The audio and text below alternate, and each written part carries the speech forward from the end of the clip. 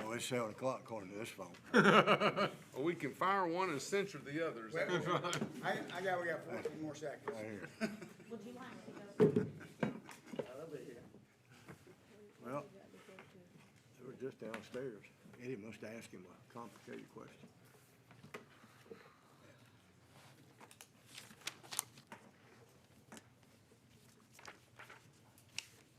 Jeff, did you bring John and Eddie? He's on his way. So's Halloween. Also true. Well, they're not hurrying. Start the meeting. It's just I'm not gonna 7 wait. o'clock. It's after 7, It's still 7. 7:01 according to this phone. We're rising slower. Thought they'd all read the same. Started without you. I will call this meeting to order and I apologize for getting a late start. Apologies. If you would, please stand and join me for a moment of silent meditation. And we will follow that with the Pledge of Allegiance.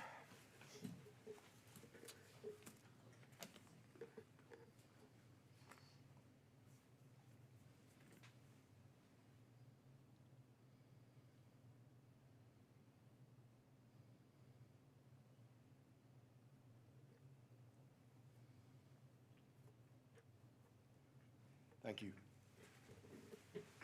I pledge allegiance To the flag of the United States of America and to the republic for which it stands, one nation, under God, indivisible, with liberty and justice for all.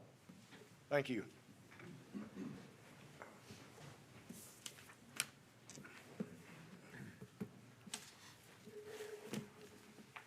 We will start tonight's meeting with some old business. I will reopen a legislative hearing which was continued from September council meeting to consider the case RZ 21-07 to amend the RA6 zoning on property located west of 1591 East Allred Street, approximately 100 feet east of Ridgewood Circle. Mr. Nuttall, are you ready?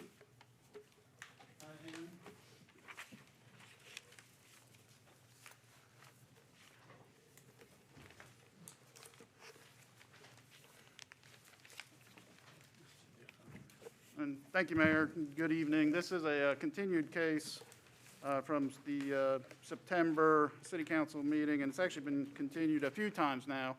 I want to first start, because of the times that this case has been continued, to just report to the council that the staff has mailed legal notices pertaining to this case. We've actually done that on 2 separate occasions. This was originally slated to be heard by council in July, and then for various reasons, this has been continued. So we followed up and did mailed notices for tonight's meeting last month. We've also posted a sign on the property pertaining to this case. That sign's actually been up since, I believe, early July. And there's been 2 separate publications in the Courier Tribune pertaining to this case. So we just wanted to report that notice has been duly provided. The applicant on this case is Davidson Land Development. That is the owner of this property on East Allred Street. We're looking at property on the north side of East Allred Street, and the request is for an amended conditional zoning RA6 district, which would allow a planned unit development consisting of 16 townhouses. There had been previously council had heard and approved a rezoning to RA6 and issued a conditional use permit for 10 townhouse units. That was done in 2018.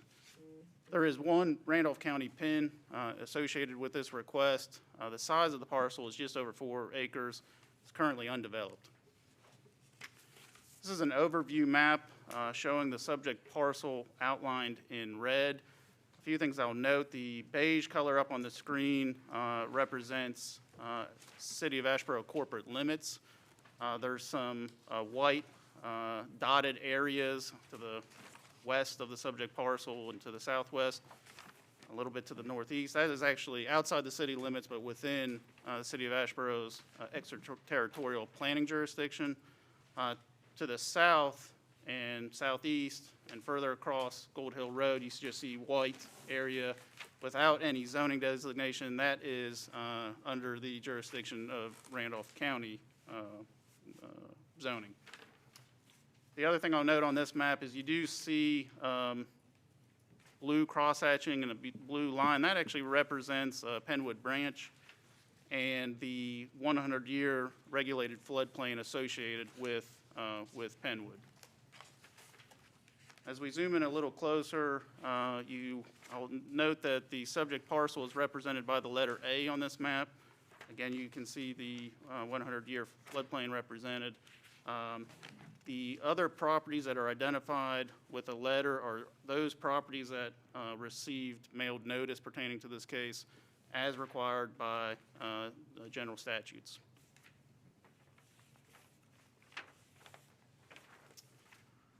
This is a topographic and utility map of the area. You can see the city does have an 8-inch water main in East Aldridge Street, and there is sewer both in Ridgewood and Robin's Nest to the east that will serve this development should the property be approved for this application. This is an aerial map of the area. This does have a little bit of age on it. We expect to get some new aerials here shortly, but it does give you an idea of the development pattern of the area. You can see Ridgewood to the west, which is within an R10 zoning district, as is Robin's Nest to the east. The lots in Ridgewood are bigger and exceed the zoning lot size requirements by a pretty good amount. The Robin's Nest are more in line with an R10 zoning designation. This is a picture of part of the site plan that you have before you, just focusing in on the developed area of the property. A couple of things to note here. Cane Creek is proposed to be a public street. That is the street that would provide access to these 16 townhome units. That is proposed under the scenario to be a public street that would be built by the developer and ultimately maintained by the city.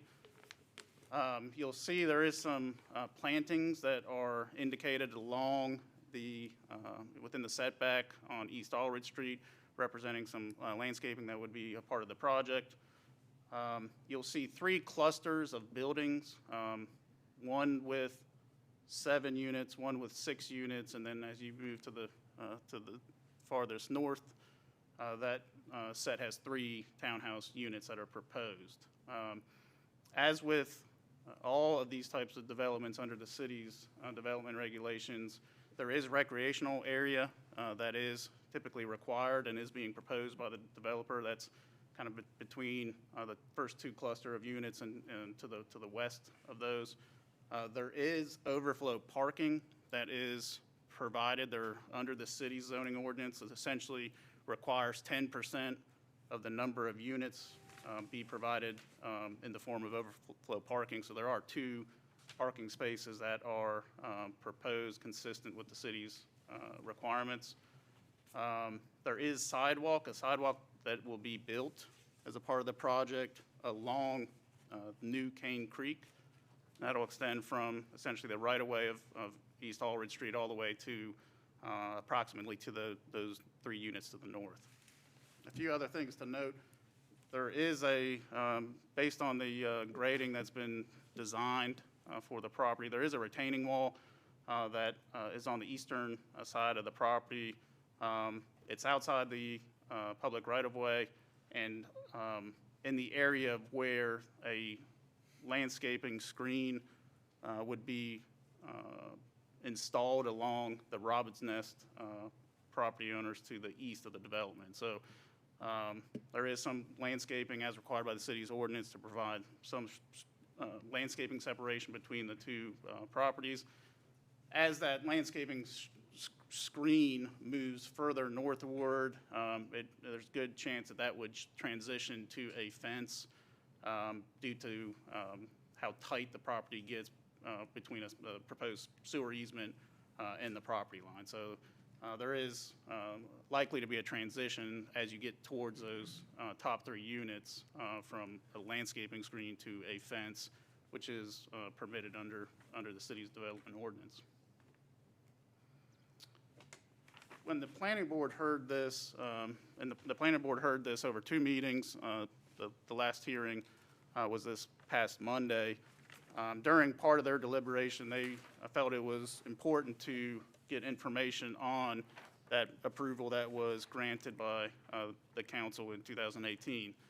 So we provided this excerpt of that plan to the planning board and left it in here for council. You'll see it's somewhat a similar development proposal. One of the primary differences is this plan consists of 10 townhouse units as opposed to the 16 that is currently being proposed. But again, those units were proposed to be in essentially a clustering of 3 buildings as seen on this plan. Otherwise, this plan from 2018 is very similar, aside from the number of units to the plan being proposed this evening. These are the proposed building elevations for the current proposal.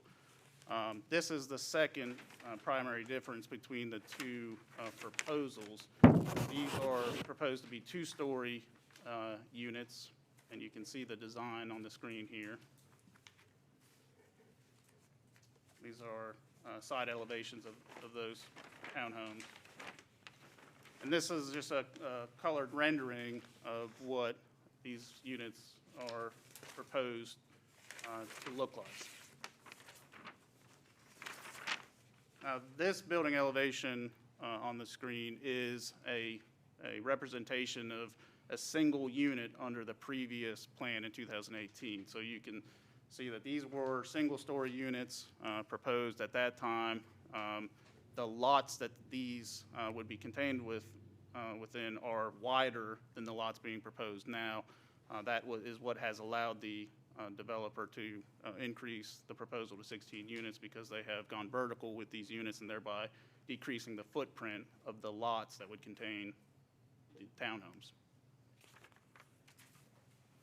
This is a picture of the subject parcel. You'll see the yellow sign there in the foreground. That is the zoning notice sign, but this is the property as seen from East Allred Street. This is looking east on East Allred Street towards Gold Hill. That driveway is the first adjoining property to the east of the subject parcel. And this is looking west along East Allred Street, and that is, a green street sign is Ridgewood Circle in the middle of the photo.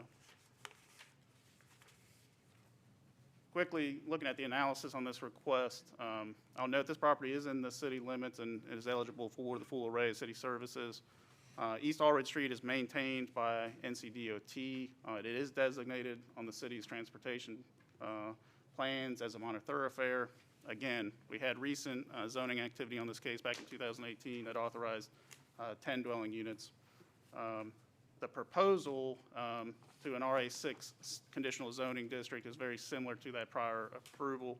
The difference is the number of units and the design of those units. As you saw on the maps, on the overview maps of this case, there is a pretty significant amount of regulated floodplain that covers this property and the area in general. It's important to note that the site plan does indicate that the units will be located outside of the flood hazard area. It's actually not even a requirement. There are some instances where you can build within the floodplain, but it does come with certain design requirements. In this case, the proposal is to keep all the units outside of that 100-year floodplain. There is some grading and utility construction work that will be required to construct these units. Any of that disturbance will be reviewed under the city's flood damage prevention ordinance, and that would come at a later point. Up on the screen on number 6 is a general description of the RA6 zoning district. I won't read that to you. But that is a general description of the requested district. I'll note again that the property is already within that RA6 designation. One of the reasons for the continuance, the first continuance at least, was, if you remember, we have transitioned from a quasi-judicial conditional use permit proceeding to a legislative conditional zoning proceeding as required by the state of North Carolina. This request was actually filed during that transition period. So one of the continuances was at our request so that the ordinance could be in place to hear this case at the appropriate time. I'll note that there has been pretty significant residential growth in the area since 2018. Robin's Nest has continued to build out, and there has been actually rezoning of property at East Allred Street and Gold Hill Road that had been zoned for commercial use that has been taken back to residential. So there definitely is residential growth occurring in this sector. If we look at the land development plan recommendations, the proposed land use map designates the property as a neighborhood residential. It's within the small area plan eastern area. It's a primary growth area under that plan. And looking at goals and objectives of the land development plan, staff believes there generally are 4 goals that are supportive towards the request. There are 3 goals that tend to be less supportive. Those are contained within your report for your review. Because this is a conditional zoning application, there are conditions that can be applied should this request be approved. Those conditions really need to relate to compliance with either the city's development regulations or ensuring consistency with the land development plan, the adopted land development plan. There are a series of conditions that staff does propose.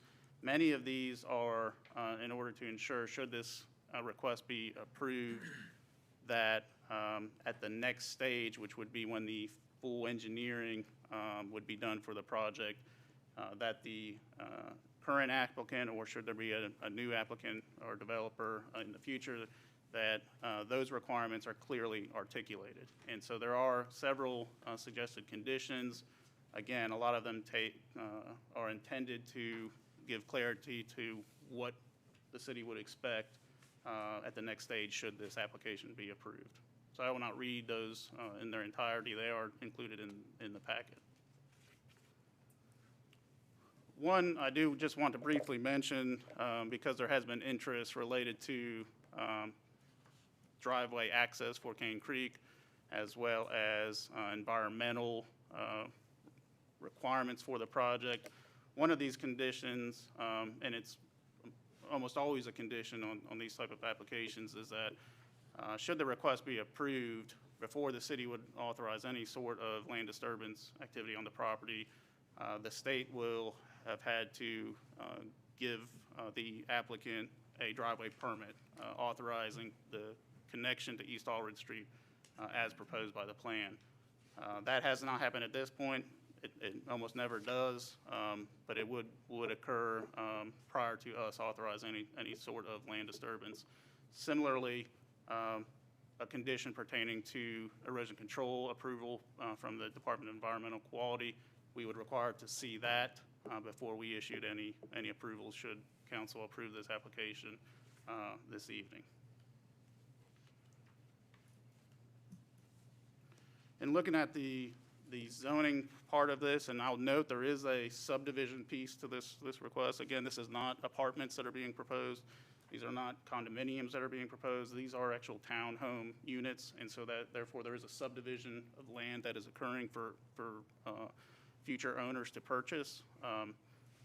As we look at just the zoning piece as required by the state law, and consider whether this request is consistent with our plans for development, and whether it's reasonable and in the public's interest, staff believes, and the planning board, a majority of the planning board believe that this conditional zoning district does allow the necessary review of design elements and requires improvements that are recommended by the land development plan in the form of sidewalks, open space and recreation area being preserved. And those are things that are not ordinarily required by the city's development regulations.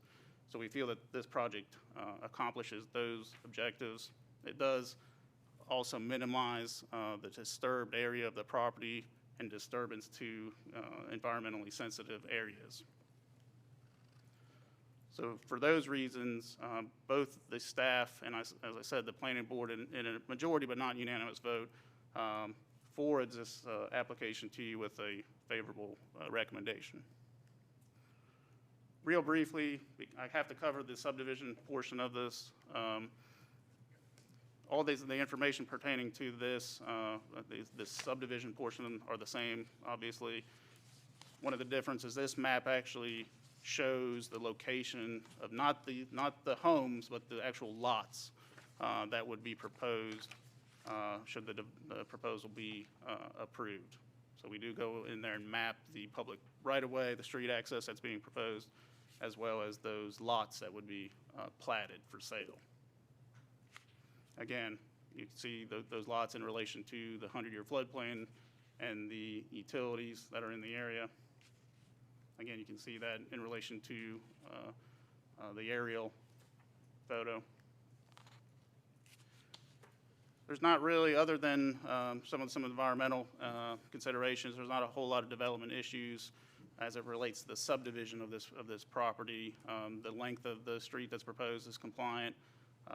There is recreation area that's proposed, that's required. The engineering, public works, planning, fire department, fire marshal's office have all looked at the proposal. The one comment, or the two comments that we have, there is a likelihood that there would have to be a cluster mailbox for this development.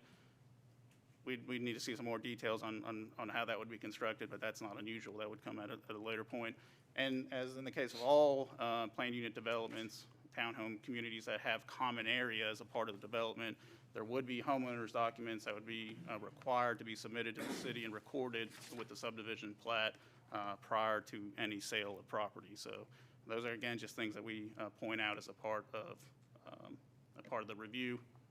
The plans have been shared with Asheboro City Schools as well, and NCDOT. The schools indicated they had no comments.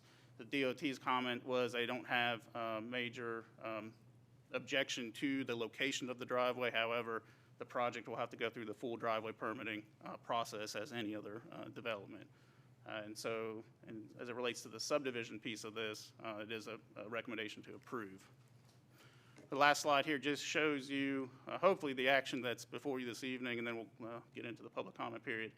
But you do have two actions as it relates to the rezoning. One is consideration of the consistency statement, which I have reviewed with you, and then also the rezoning request. So those are two actions.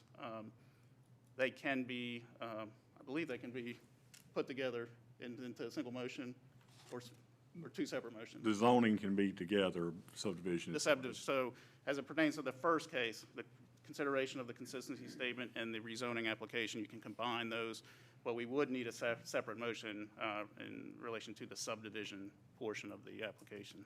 I'll be happy to answer any questions if you have any at this time.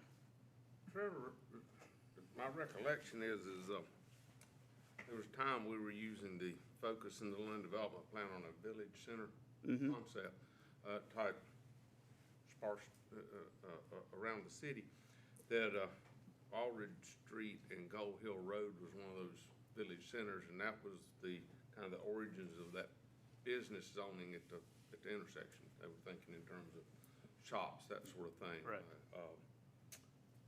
Lexington Commons out there, the townhouse, they had the shop. Right. Anyway, and the fact that did or didn't materialize, it was a concept, and with that concept, as I recall, there was encouraged different tiers of housing, this single family as it expanded out into the village center. That's yes, the original plan that was adopted did recommend development of a village center at that intersection of East Hallward and Gold Hill. That did get into recommendations for services, non-residential services, to be in close proximity to what we anticipated to be a growing area of the city. And so there was that zoning that I mentioned that had actually been taken back to residential was a part of implementing that plan. I think throughout the land development plan, you'll see recommendations about different housing types and options for people, both within the village center. The business commercial portion would have to be very appropriate to fit right, but as that is yet never developed. But That's correct. That's correct. And you can see from this map, part of that village center at the time that the land development plan was adopted was actually within our extraterritorial jurisdiction. Yes. And once we relinquished a good portion of that, that authority went away. But so right now presently there is no commercial. To the clock. Yeah, there is no commercial zoning in this area, so I don't want folks to be, consider there could be a shopping center without some sort of public hearing. But that was the original concept, that there would be some sort of small-scale commercial services that would be offered to this growing area of the city. But the residential concept portion has developed out well, pretty much as intended. Yes, and yes, it definitely has. Thank you. Any other questions of Nuttall? Okay, this is a legislative hearing. Is anyone here to speak for the applicant?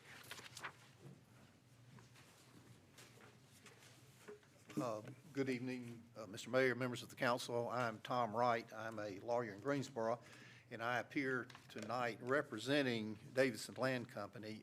Davidson Land Company is, Chris Reed is here from Davidson Land Company. These are the same guys that basically have built out Robin's Nest subdivision to the east of this. So these guys have been around and have worked with the city in the council in the past, and I think they have acquitted themselves quite well in doing so. This is when you look at this piece of property, and it just occurred to me, that's about the shape of the state of Vermont. That probably doesn't help anybody, but it sort of looks like that. But it's if you look at the topographical map, you can see that the lines are really close together. It's a rough piece of land because it goes, it slopes downward from the east side Robin's Nest lots down to Penswood Creek. And there's 1.6 acres actually that's in the 100-year floodplain. So it's not, the opportunities for putting anything on this particular piece of property are actually quite limited. Going back in the history of this even further than the 2018 conditional use permit, I think as far back as 2001, according to the information that is in the agenda pack, it was designated as a conditional or an RA6 or the equivalent with 11 units on it. Apparently nothing happened, and the staff at some point took it back to R10, which is what most of the stuff around it is, until 2018, when the then developer, not the one that currently owns the property, asked for the conditional use permit of permitting 10 lots. And of course, nothing has happened since then. It's a difficult piece of property to develop, and that really is the reason for asking that the density be increased from 10 units on that particular property to 16 units. The reason is that when you build that roadway in there, you need to amortize it over or to divide that cost among more units in order to make it economically feasible. And that essentially is the reason that we've have the applicant asked that the parcel be approved for 16 units. Now, of course, the original plan in 2018 had 10 units, single-story I don't know if they were townhomes or condos, but it's hard to tell looking at the rendering. But single-car garages.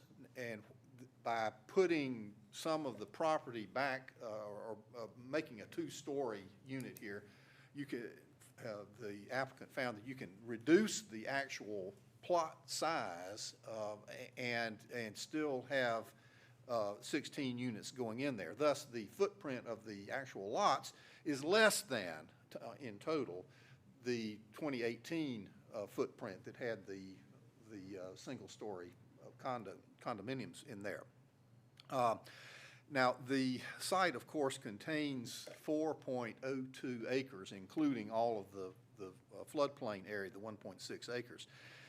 The concept of this particular, of clustering homes in a more concentrated area with a larger open space area, which is what really, in effect, we're doing here, even though it's floodplain, you couldn't build on it anyway. You've essentially got a 4-acre tract, and you're going to have 16, if approved, you would have 16 units on it, which would be roughly a 0.25 acre tract in that. Of course, I hadn't counted the street, and I hadn't done any of the calculations, but the point is that by having this unique area, which is some of which has got to remain undeveloped anyway due to the floodplain, it's really not that far off from the 0.25 acre tracts that in R10 roughly.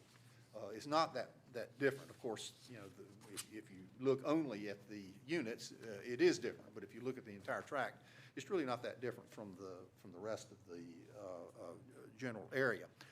So clustering, I think, is encouraged under the development ordinance, and someone, I believe Mr. Moffitt, mentioned that with respect to commercial developments and other things, but it's also clustered in PUDs, which will allow the units to be put relatively close together and have open spaces outside that, which is essentially what we have here. Now, staff and the planning board have recommended that this development be approved, and I'm here to urge you to do that as a part of your legislative function to do that. The types of construction that we're talking about, you can sort of see a rendering here in your packet, is very similar to what it was in 2018, except that everything is going up with maybe this, well, yeah, well, let's go back there. Yeah, the pretty picture. That's sort of a rendering of what it looks like. You have a single car garage, as you did in 2018.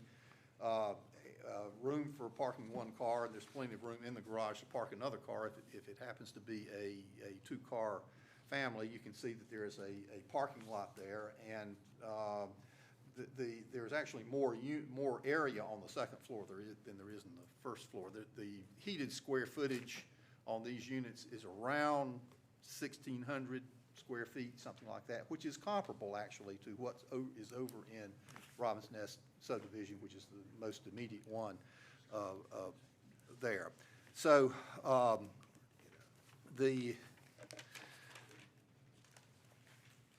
want to make a couple of comments now just about some objections or comments that I have heard from the planning board and elsewhere. First of all, having to do with access. This piece of property has access, would have access only to East Allred Street. There would not be any connections to any subdivision streets. East Allred, of course, is a minor thoroughfare maintained by the state of North Carolina, and it probably does handle substantial traffic.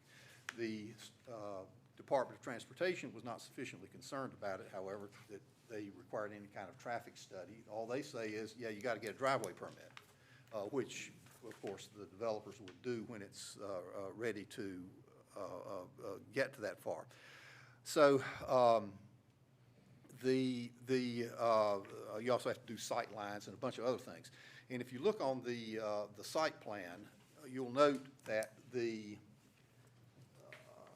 Yes, the area at the bottom of this spot, there's a rendering of vegetation that is shown that essentially hides the units themselves from, screens it or buffers it from Aldridge Street. So really the only view that you're going to get with that vegetative buffer is the roadway itself that goes back there. It's a dead-end street. It doesn't go anywhere, so it's not likely to have much through traffic except for the people that live there. It's not going to be a shortcut to anything. So as far as the sites, or you know, is this going to be an unsightly pool of high traffic and so forth? That really does not appear to be the case with the way this is designed. The likelihood is that some of the units will have, the owners will have 2 cars, and maybe a 2-car family. Some will have 1. We don't know what that'll be, and that's not anything that we can control. There is plenty of room because there are 2 extra spaces as required by the city, 10% of the total spaces, and that turns out to be 2 units, 2 parking spaces that are available there. In addition, the street that goes back is a regular size city street, and there could be parking on the street if absolutely necessary. But again, this would be screened from any of the neighbors, because from the back, from the east side, which is on the back side of the Robbins Nest lots there, which I understand are being constructed at this point, unlike what the aerial photo said. But you're not going to see that. What you're going to see is a 6-foot hedge that will be planted there on the before a retaining wall, which goes down to an area where the street is. So that the whole area is going to be screened from the backyard view of those particular neighbors. And of course, on the other side, you'll see that the along the eastern border of Vermont there, you see that there is a squiggly little line. That is the tree line. And if you look at the aerial photo, you will see that all of this in the floodplain is in fact vegetation. It has grown up. This is not a cleared floodway where you get raging waters and stuff like that. It's essentially a wooded area, which would be there to the west of that particular line. And you'll note that the park is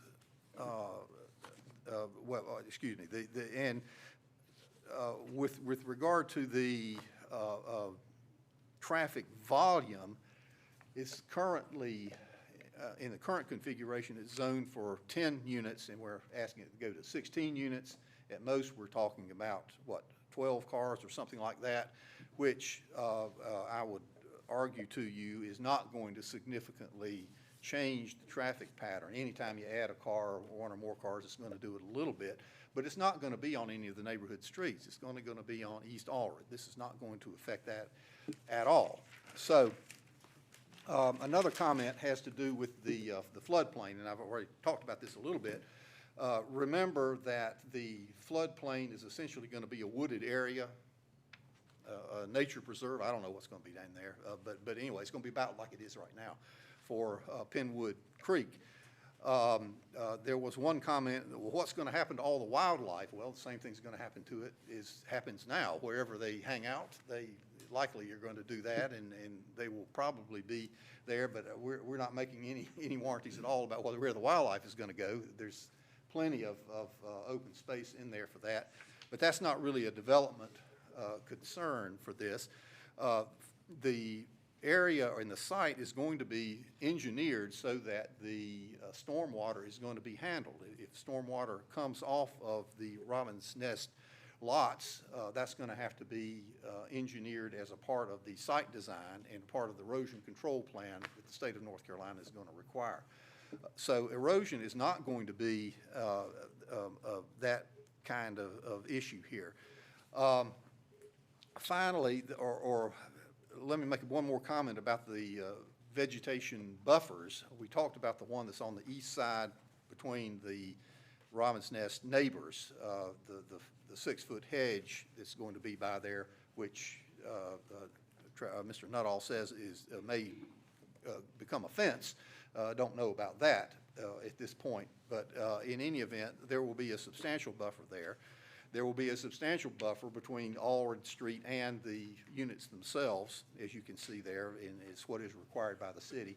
And there will be this wooded buffer between over the flood line from the squiggly line there. So the units essentially are going to be hidden, and this is a hollow essentially. It's a low area anyway, and it's going to be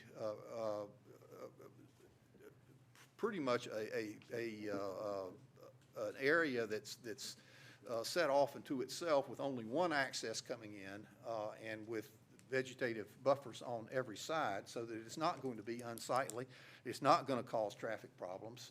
It's not going to increase the flooding. As for pricing, it is currently expected that the pricing will start in the $206,000 range, $205,000 range. Before the construction on Robin's Nest recently, lots over in that area, houses were selling for $179, somewhere in that area. Now I think they've gone up to like $240 perhaps in the Robin's Nest area. But the quality of construction is going to be quite consistent with what you could expect to find in the Robin's Nest area. So in summary then, this area, higher density from 10 to 16 units, is being done right. The developers know how to work with the city of Asheboro and have done so in the past. In order to make sure that this land is developed properly, the conditions are acceptable to the developer. They have done this before. They have done all that the city has asked. We ask that you use your discretion in approving the subdivision and approve the request as recommended by the planning board and by the planning staff. I'm happy to answer any questions, or I've got people here, if I don't know the answer, that can answer them.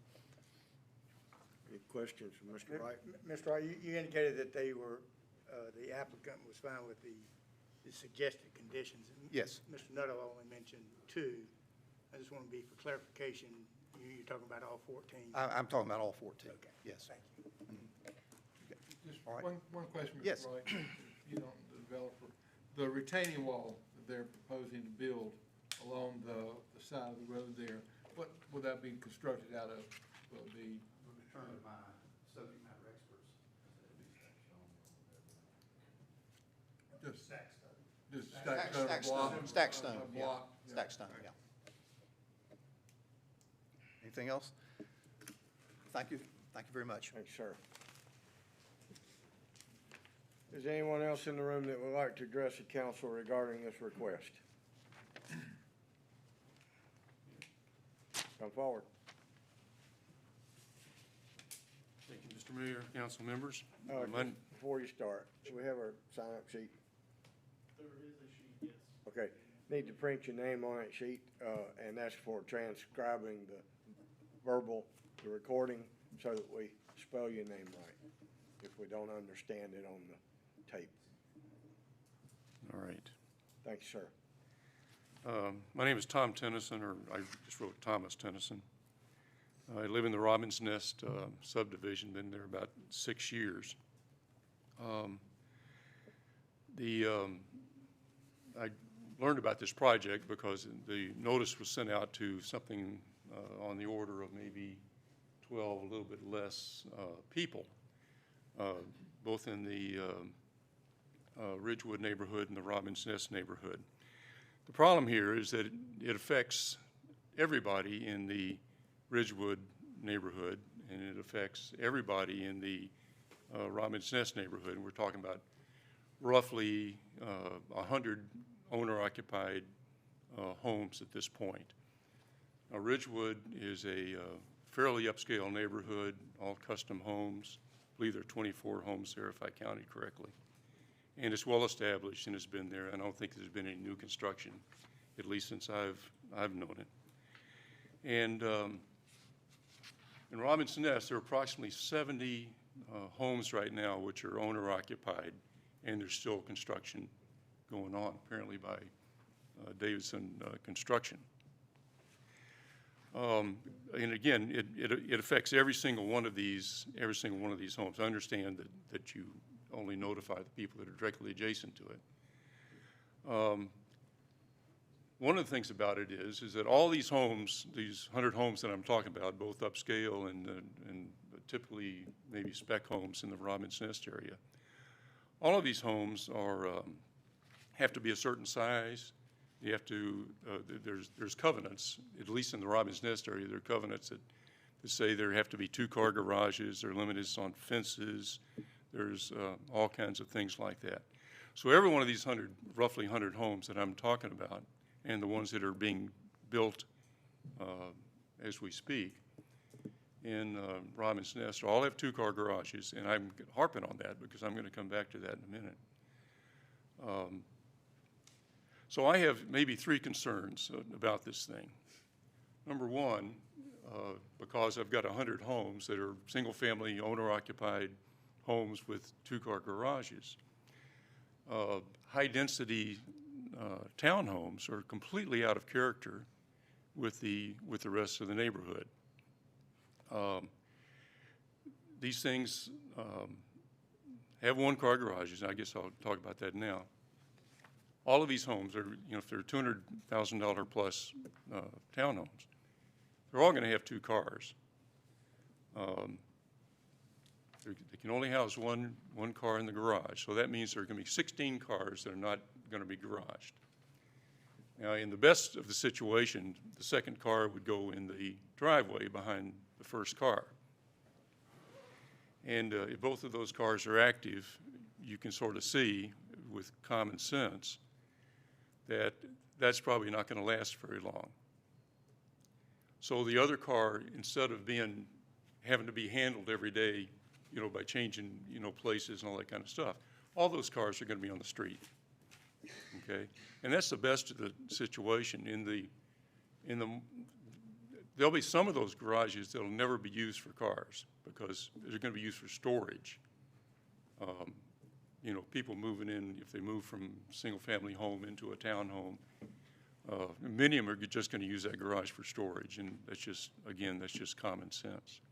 So this parking situation that I'm talking about really doesn't affect the homeowners in Ridgewood or Robinson Nest so much, but I think that the city ought to be concerned about that because it's just going to be, there are going to be 16 cars minimum, almost all of them parked on the street, every day. And so I think that there would be consideration. Second thing is that I'm a little bit concerned about who's going to buy these homes. When the original thing was done in 2018, which, by the way, none of us were aware of, there were 1-story townhomes, and they would be attractive pretty much for people moving, empty nesters moving out of their homes, going into maybe a conceivable retirement situation. And the reason for that, reasonably attractive, it wouldn't be attractive because of 1-car garage, but it would be attractive because it was a single story. Now, all of these things are now 2 stories, so it makes it a lot less attractive for retirees or people that are contemplating retiring.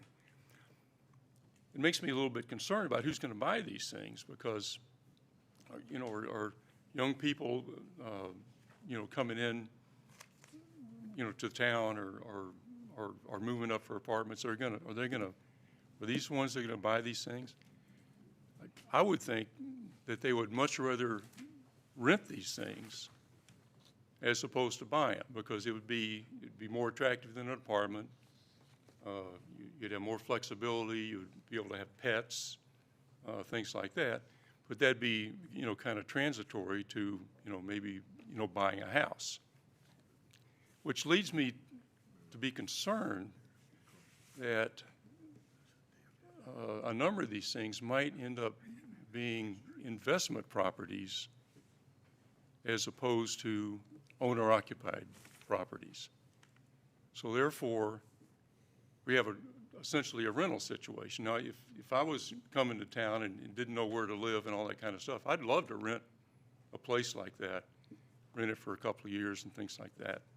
And I don't think that's lost on anybody that might be wanting to put their money into, you know, an investment, or I won't call it a speculation, but anyway, I think that's a consideration. It's certainly a concern of mine.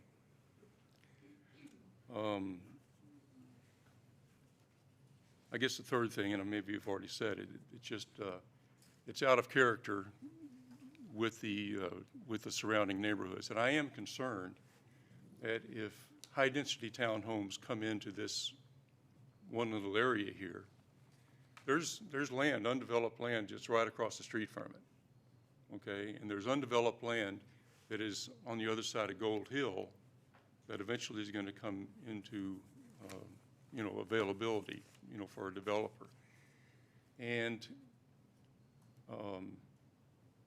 I guess I personally and wouldn't and think anybody else in those two neighborhoods would want to have hundreds of high-density townhomes, which apparently is what the Davidson wants to build. So I'm definitely concerned about that. I think I've lost all my points, but I would urge you, leave the zoning the way it is, okay? Two-story or one-story townhomes, 10 of them.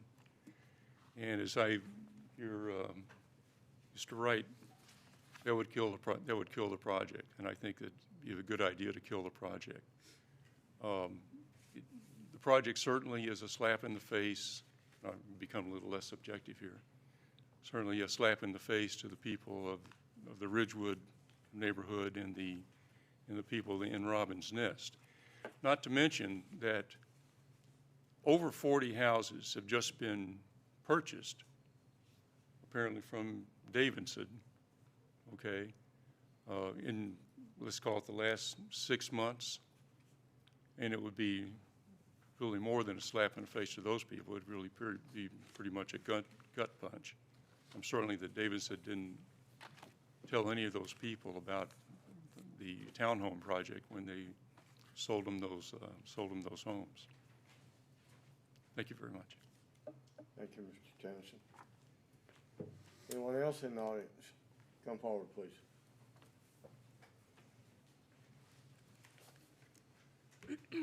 Hello. You can pull the microphone down a little bit and print your name Oh, on yeah. the paper, please. Okay. Is there a pen there? No pen. Oh, okay, thank you.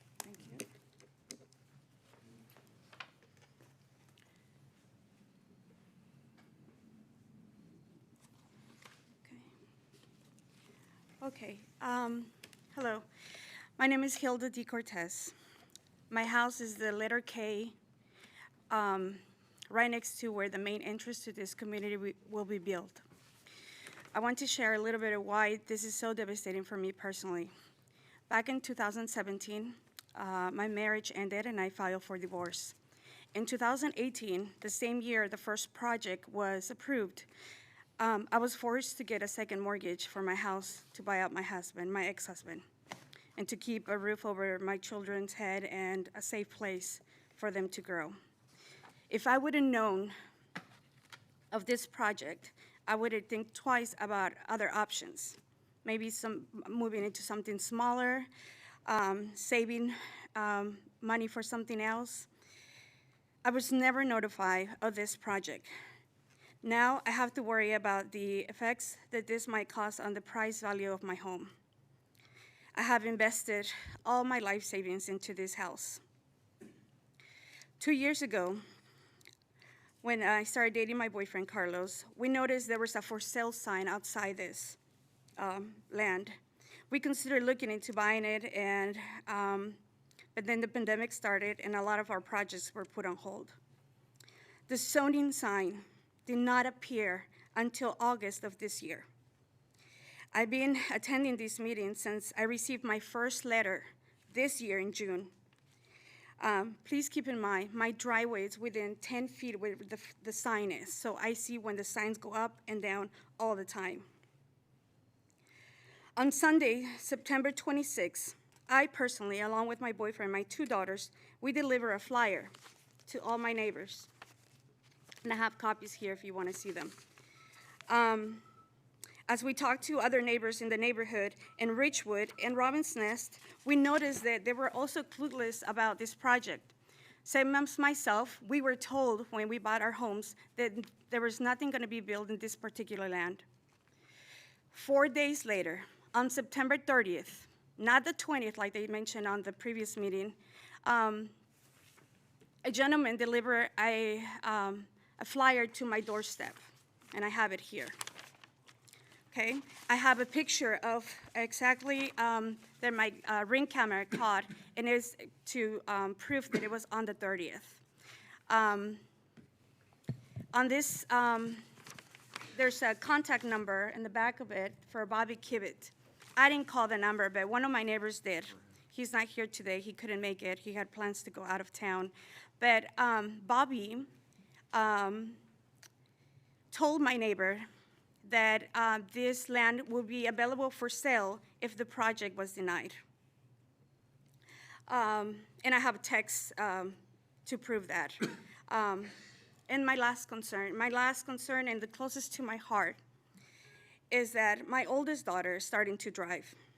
Every morning, my heart skips a beat when I see her pull out of my driveway.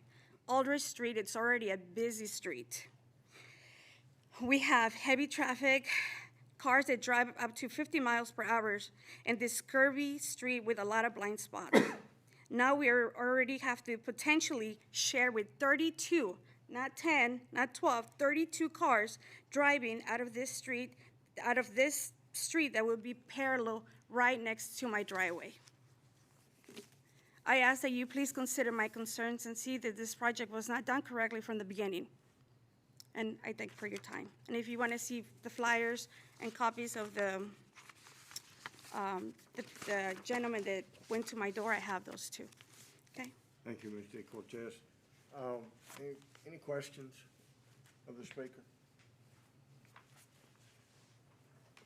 Anyone else in the room that would like to address the council? How we doing? My name is Carlos Maldonado.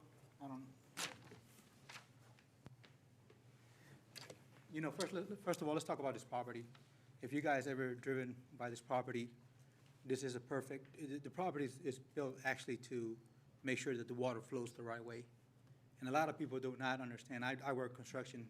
We do land development and everything. I also work for a giant rock quarry that I've been working for many years for them.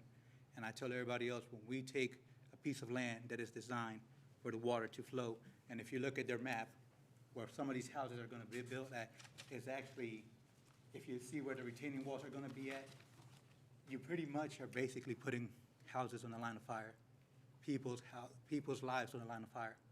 I've always tell everybody, if you go look at the property, you're going to have to cut down that property in order for you to get your retaining walls to a certain height and get down to where you need to be flat, level ground. See, the property sits in an incline like this, and we know it because we live next door to it. We see it every day. We walk that property every day, and it sits to an incline. In order for you to sit here and you're going to tell me to build houses on it, you would have to cut down it to a lower grade. So how much of that grade do you really need to cut down in order for you to sit here and build a retaining wall? And the whole thing is why if you look where the retaining wall's at, if those walls wash away, and like everybody's always think that retaining walls are designed to hold. Let me tell you something. Mother Nature, one thing floods don't play around is they wash everything away. If you guys ever saw Katrina and all that, I did clean up at the levees at Katrina. I know what they're able to do. And everybody keeps playing. This is the perfect way. If it stays the same way it is right now, it's perfect designed to keep the water from going anywhere else. Where's that water going to go? Once you guys level that ground, where's that water going to go? It's going to go all into the street. It's going to go, everything is going to go to a vendor property. And, it's just taking a gamble on something that doesn't need to be gambled. That property's been sitting there probably for hundreds of years like that. If you guys go look at it, it's overgrown, perfectly designed. As you can see, it's been washed away. Whenever heavy rains come, it washes down exactly to where it needs to go to that creek. So why take any chances? Another concern I have is about the parking. Everybody keeps saying that this is a two-family car garage. Where these gentlemen are living at, I don't know. But if you guys go to Robin's Nest, go see how many cars are on the street. There's no such thing as a two-family car house. We know that. We got 4 cars. This is the reason why she bought her house, because she wanted to make sure that she had plenty of room for her cars. Where are all these extra cars really gonna go? And they keep talking about they got 2 spaces. Let me tell you something, what is 2 spaces gonna do for 2 houses? If you guys look at the design, it's the worst design ever. And I'll be honest, everything that they put in there, then they try to say, oh yeah, it's gonna get better, it's gonna get better. It doesn't get better. If they wanna keep their 10 houses, you know what, keep the 10. The reason why they don't wanna keep their 10 is because it's for the budget. The budget was no good at 10. They knew that. That property was never good for 10. That's why that property sat there for 2 years with a for sale sign. Nobody, everybody knew that. If you go look at that property, if you gentlemen just drive up that property or walk it, you can see how the earth is shaped perfectly from every time it's rained, where it washes the water down. How much of that is gonna be cut down, and it's gonna put everything in danger? Is it the risk that everybody wants to take? You know what? And it's just like I said too, why sit here and put townhomes between 2 areas of 2 beautiful houses? For what? They want 16 units, 10 units? For what? Most of Robin's Nest is being bought right now. Nobody's gonna sit here and be like, oh yeah, I'm gonna go buy me a townhouse. There's no, they keep talking about older folks moving in, you know, it's not true. This is a young generation. If you look at Robin's Nest, we walked all Robin's Nest, it's all young generation. Now the next street is midway, halfway, retired people, older people. You know, we know where we stand, but nobody wants to sit here and buy that. And like I said, they say they're gonna have their little recreation area. That little recreation area is gonna be on the flood loans level. You know, why is it that we have to put people in danger? You know, this is a perfect area. Do you know this is 16 homes that do not need to even be up at all? This little area was designed just to stay the same way it's been for many, many, many years. And I'm pretty sure it's been like that since Asheboro even became Asheboro. So here we are trying to change something that we shouldn't be changing because we've done so much. And if you look at the houses that sit on top, to me, those houses, like I told, we walk that area all the time. I walked all this area because, like I said, I love watching deers and stuff. And guess what? Those areas right there, that's where all the animals go. It's just a perfect disaster to happen. That's my concern. Thanks, sir. Questions? Mr. Kivett. I'm pretty sure we've answered the questions. It appears to me, he was talking about how far would you have to cut the land down to get the retaining wall in, and if I'm looking at it right, from the highest point to the peak of the road it's 10-foot cut. I would have to look at the plan. Would you mind if I approached? Yeah,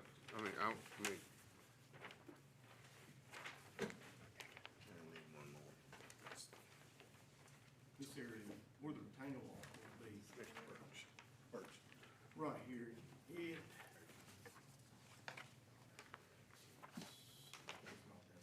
so at the center line of the road, it's about 10-foot cut.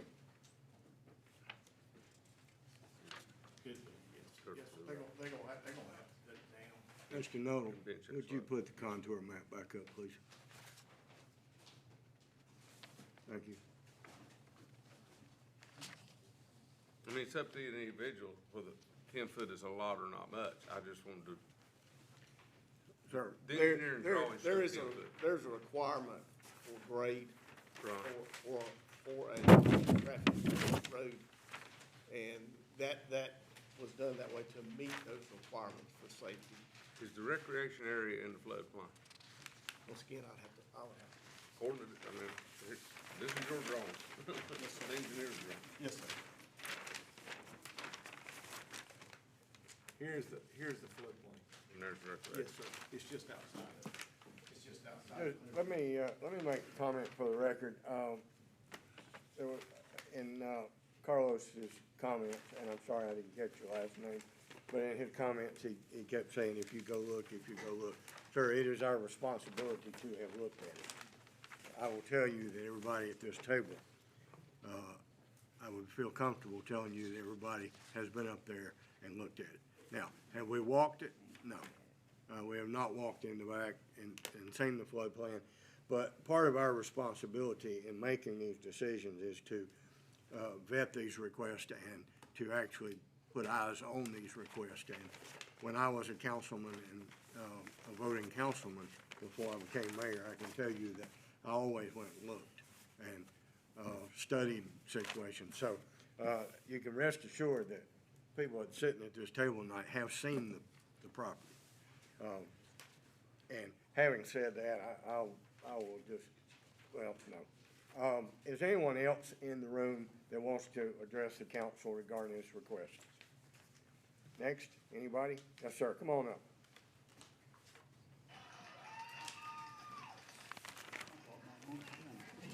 That's good, 'cause I keep this We're running filled. low. It's gonna-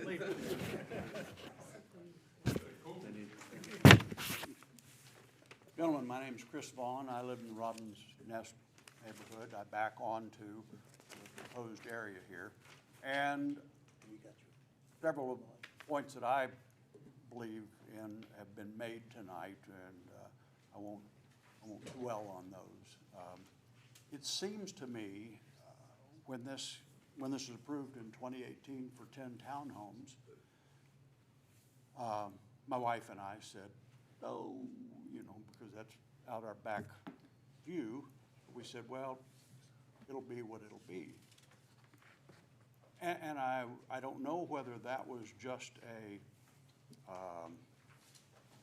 grandstanding to make the land saleable, or if they believed that 10 units there would be enough to pay for it. And, here we're hearing that 60% more is needed to amortize the cost of the road and the facilities for that. So I wonder what has changed as far as that's concerned. Actually, I did a little bit of math, and I think it's disingenuous to say, well, look, it's a 4-acre plot, 16, that's quarter-acre average. No, it's 1/25 of an acre for each one of those homes. A 25th, 1,650 square feet. I think I have that much upstairs, but anyway. And I suppose it's the post office's problem, but I wonder how he's gonna turn around once he goes all the way into the mass mailbox. If they've, like has been suggested, we end up with cars mostly on one side of the street as well. So, thank you. Thank you, Mr. Vaughn. Any questions of Mr. Vaughn? Thanks, sir. Anyone else?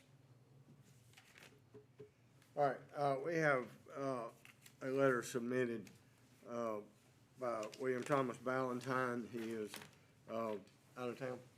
Recovering from surgery, he can't come out. Under the weather, can't get out. He sent us a letter, and I would like to read that into the record, if you will bear with me. I'm sorry.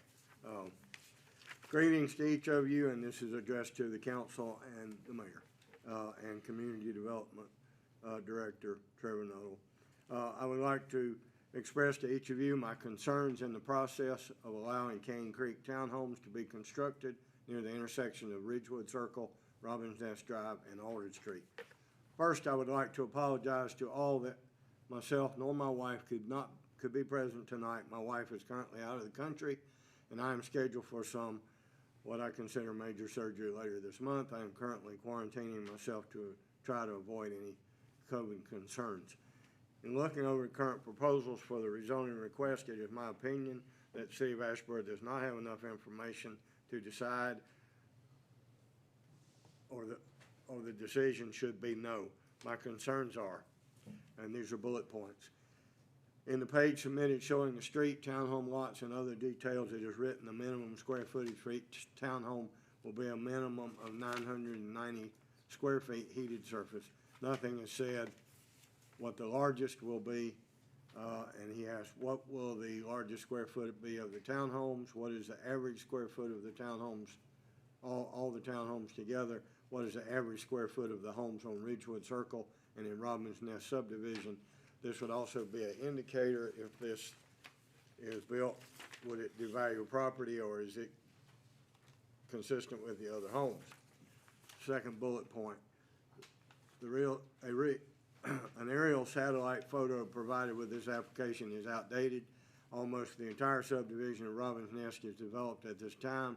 This does not represent what is currently in place, and each of the residents of Robin's Nest that border the townhomes will be affected by this new build. Another bullet point. There is proposed to be a retaining wall or privacy wall on the east side of the property in question. This will eventually collect litter on both sides of the wall. Who will be responsible for keeping it clean and repaired, and what recourse can be taken if it's not done?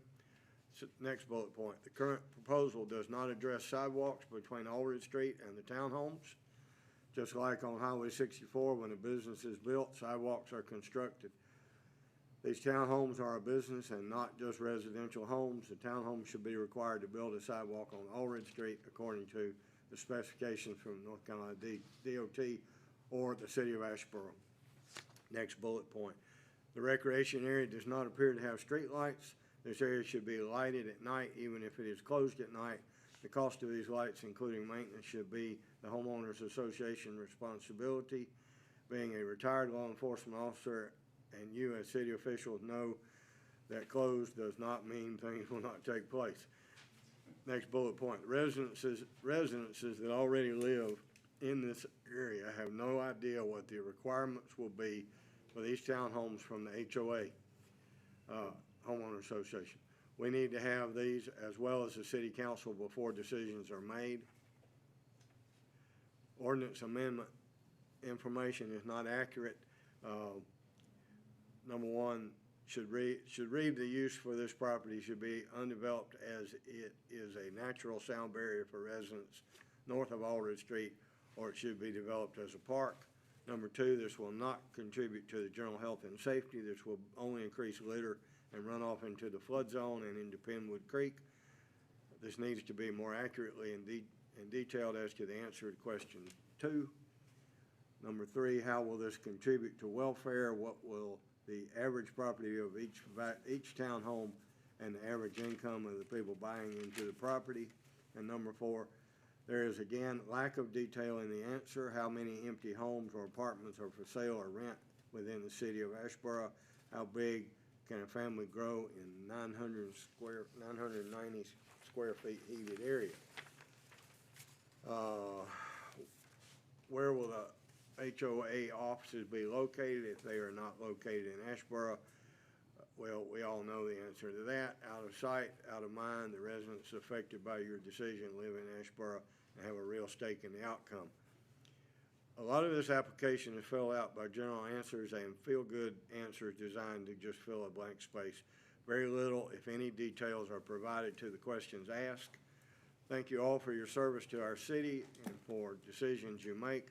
My only concern is that you have all the available information you need to make a correct decision. Of course, I believe the correct information should be no to these townhomes. Please contact me if you have any questions or comments. My phone number and email address are located below my signature, and this is signed by William Ballantyne, who is a homeowner at 1372 Ridgewood Circle. And I appreciate you allowing me to read that into the record. Okay, the city clerk, Mayor, has one for the record. All right. And Mayor, I'll just remind the council, since this is a CZ zoning under the new general statutes, if it had been an SUP or CUP prior to July 1, could have not done that, because they've taken sworn testimony, and you could not cross-examine him, but you can under the CZ. This is, of course, a unique circumstance with the COVID going on too. Okay, is anyone else in the room that would like to address council? Hearing none, we will move to the deliberative phase, and I will ask council members for their thoughts and comments or questions. Mayor, I was out on Gold Hill Road this morning about 7:45, and I was trying to get out onto Gold Hill Road because I've been out looking at this property. And I stopped by a friend's house, and I was trying to get out on Gold Hill Road, and I kept thinking about this development and how much traffic I had to sit through just to get onto Gold Hill Road. And I don't know how much of it was coming off of Aldridge Street. I couldn't see Aldridge Street from my vantage point. But then I kept thinking, well, right across the street from me on the other side of Gold Hill Road, there's no development there. What's gonna happen to Gold Hill at that point, you know, and just trying to think into the future, and this is just a small part of where things are headed. I mean, this whole area is gonna get developed. These guys have done a good job building Robin's Nest. I know that, and those are the types of homes that are desirable. I don't know that this is desirable. I voted for the 10 unit in 2018. I was okay with that. I'm not so sure I'm okay with the 16. You remember that far back? When I did That my part's home- easy. I don't know what As you said happened. earlier, Mayor, about doing your homework, I did my homework and I went back, yes, Okay. yes. All right. Let me add a comment. You know, I've been sitting at this table for 24 years, and many of you probably think that's too long, and there are days when I think that's too long also. But I will say, one thing that I have learned over those 24 years, and come to realize is that sometimes not every property needs to be developed, and sometimes we work too hard to develop a property that should not ever be considered for development. There are green areas in every town because lots of property is not suitable for development. And we appear to be working very hard in this situation to develop a piece of property that may or may not, and I'm not an expert, be a truly developable piece of property. And that's just my thought, based on my experience of sitting here and watching developments occur around Asheboro for 24 years. Some are successful that I don't think would be, or didn't think would be. Some that I thought would be were not successful. So that's to the whim and the fancy of the buying public. And it's been a long time since I bought anything like this. So I am concerned about the single car driveway and the single car garage. You will not park a car in that driveway if you've got a car in the garage, because somebody's gonna have to move a car to get a car out.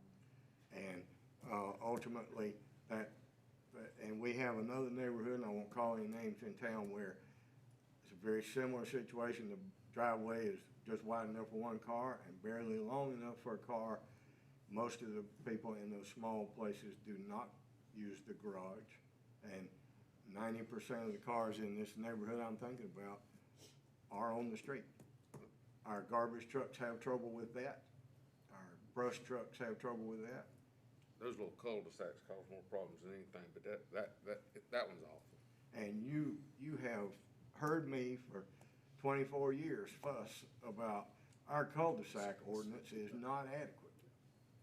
Our trucks, our garbage trucks, our fire trucks, our moving vans, even the UPS truck has to do a 3-point turn in my cul-de-sac where I live. And someday, the city's gonna address that, and I've been fussing about that for 24 years. So, I'm sorry, that's just my editorial comment, and as you all know, I don't have a vote. One thing that I'll agree with the mayor about the challenges of particular properties.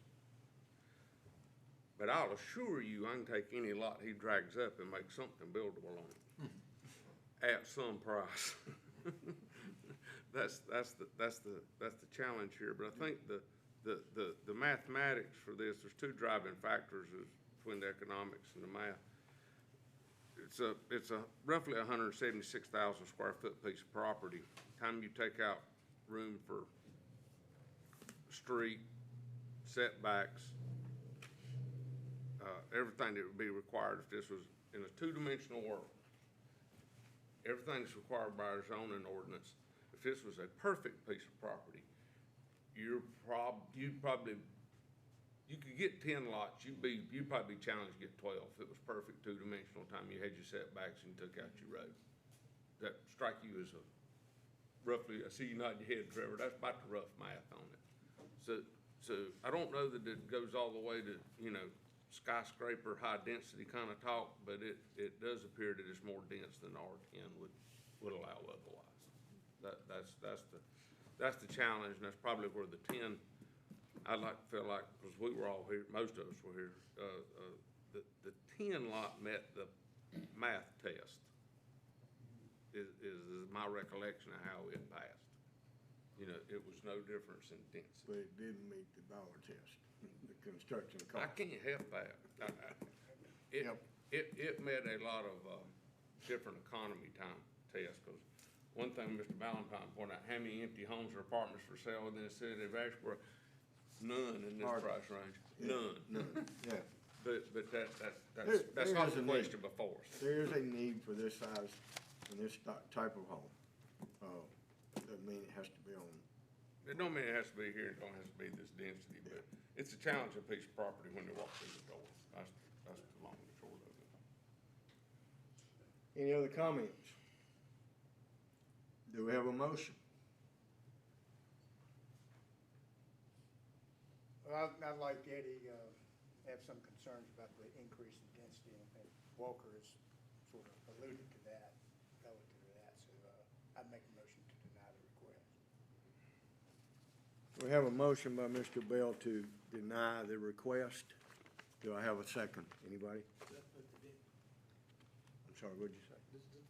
That's the city attorney, Mayor, does that cover both the consistency and the rezoning? There was a staff consistency statement that finds it supportive, so we will need the council to address where you want to make a change on that, and it's whatever you want to settle on. Weighing the three that were generally against it, We gave greater weight of consideration. That's to the ones that, that were not consistent, so I would I would move to deny the consistency statement and move to deny the rezoning request. primarily checklist item number 1. Right.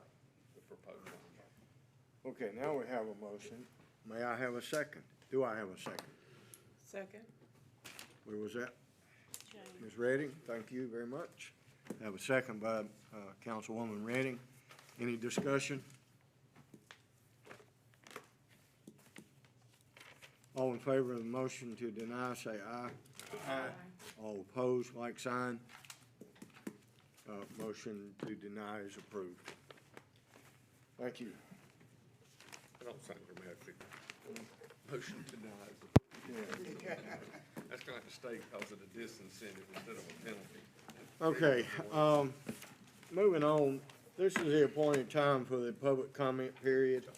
Is there anyone in the room that would like to address the council on any other items of city business or concern?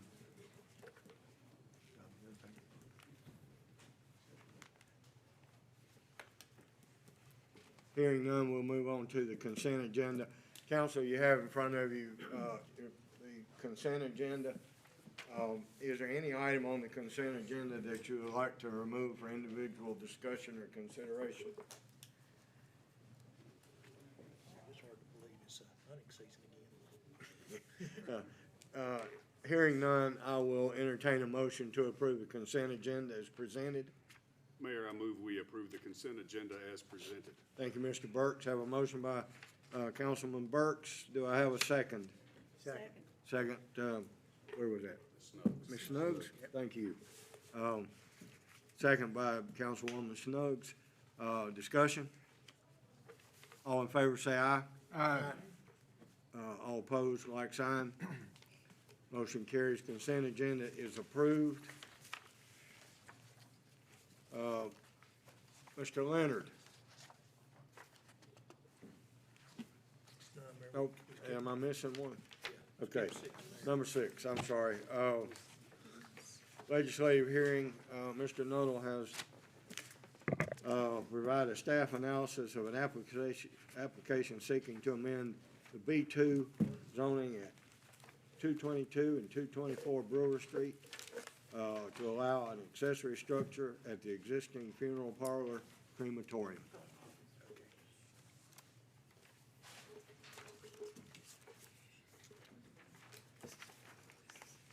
I'm sorry, Mr. Hodges, I was about to forget you. Thank you, Mayor.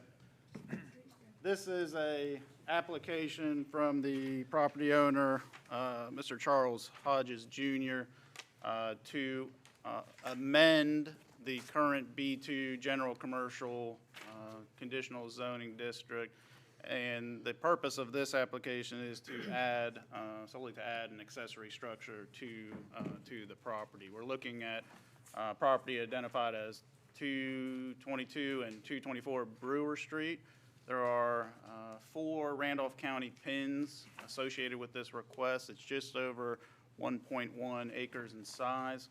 Currently, as defined by the ordinance, this is a funeral parlor with a crematorium.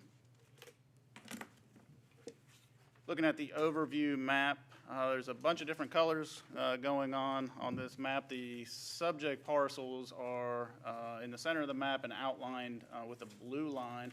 You'll see that B2 CZ, that's that red denotes the B2 commercial zoning district in the city. You'll see it's predominantly surrounded by office and apartment zoning with some medium density residential outlined or shaded in that yellow across on the north side of Brewer Street.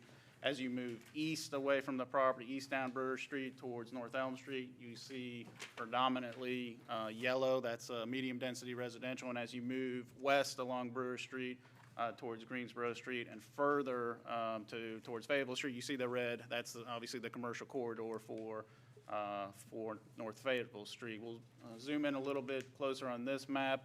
The subject parcels up for an amended B2 zoning are the A1, A2, A3, and A4. Every other parcel identified with the letter on this map are parcels that have received notification pertaining to this request. We did mail legal notices for this, related to this request on September 20th, and we have also posted the property and published notice of this hearing in the Courier Tribune. We included this map. The parcel is not within the Center City planning overlay, but it is just on the outside, on the fringe of that area of the tier, I believe that's tier 3 area that's on the west side of Greensboro Street. That's an area considered a part of the downtown area or on the fringe of the downtown area that does have some heightened development standards. This property is outside of that area and is just governed by the standard zoning ordinance requirements. This map gives you an idea of the lay of the property as well as the location of city water and sewer. This property is in the city limits and does receive full array of city services. This is a map showing those 4 parcels that comprise 222 and 224 Brewer Street. I'll note too, there's some single-family homes on the northern north across Brewer Street. You have to the northeast Randolph Health and Rehabilitation Center. To the east is the Mercy Dental Center. To the south, we have undeveloped property, and to the west is predominantly undeveloped property. This may look familiar to you. Mr. Hodges was here in 2013, I believe, to add structures related to his operation. And this is actually, he used the plan for this evening. He used that plan to add the structure and the improvements that are being proposed with this application. And what I've done is just outlined the area that is of real attention this evening is outlined in that red box. So you'll see there is a roughly, this plan shows a roughly 28 by 18 foot accessory structure towards the eastern. North is oriented towards the bottom of the page on this map. So the area of improvements of the property are on the eastern side of the property. So he proposes to add a roughly 30 by 18 foot accessory structure for storage, and also to improve the area, what is currently a grass and dirt driveway area and a grassed area. Proposes to add some concrete to facilitate getting into this proposed accessory structure, as well as some additional area for parking and maneuvering. And so you'll see some concrete areas denoted.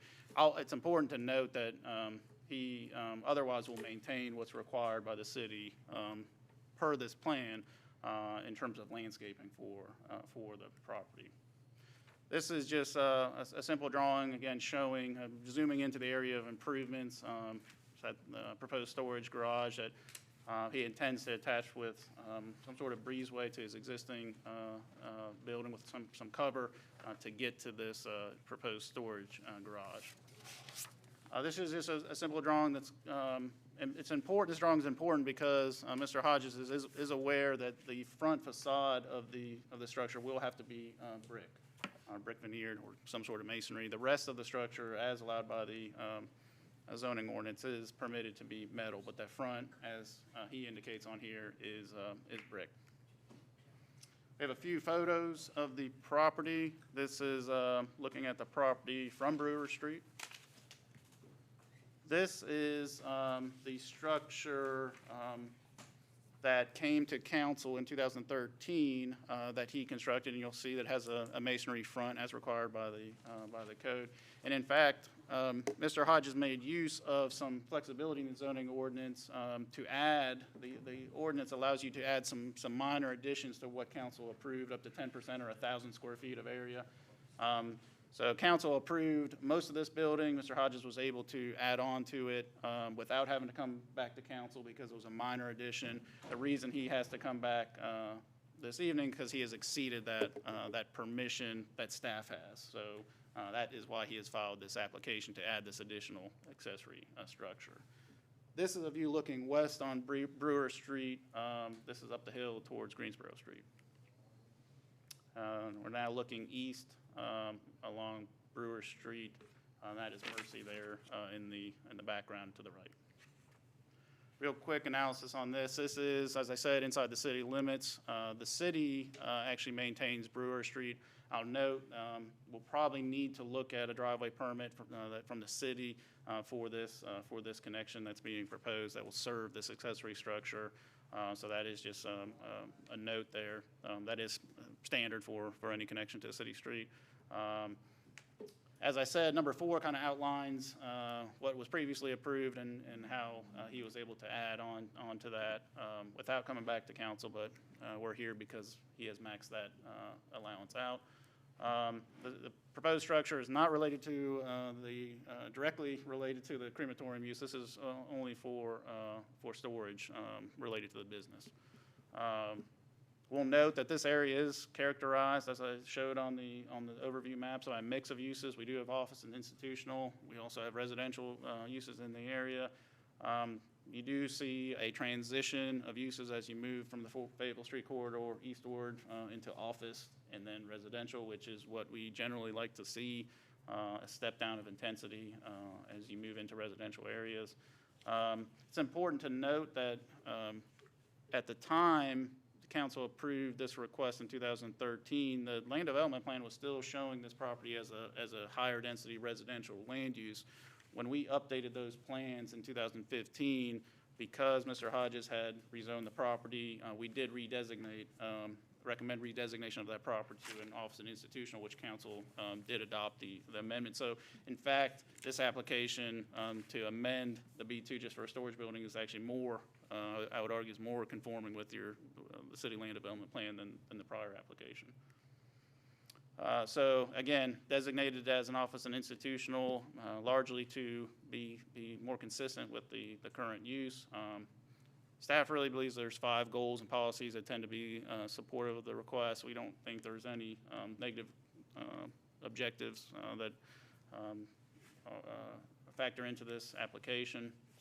We do have a couple conditions that should council see fit to approve this that we recommend be attached.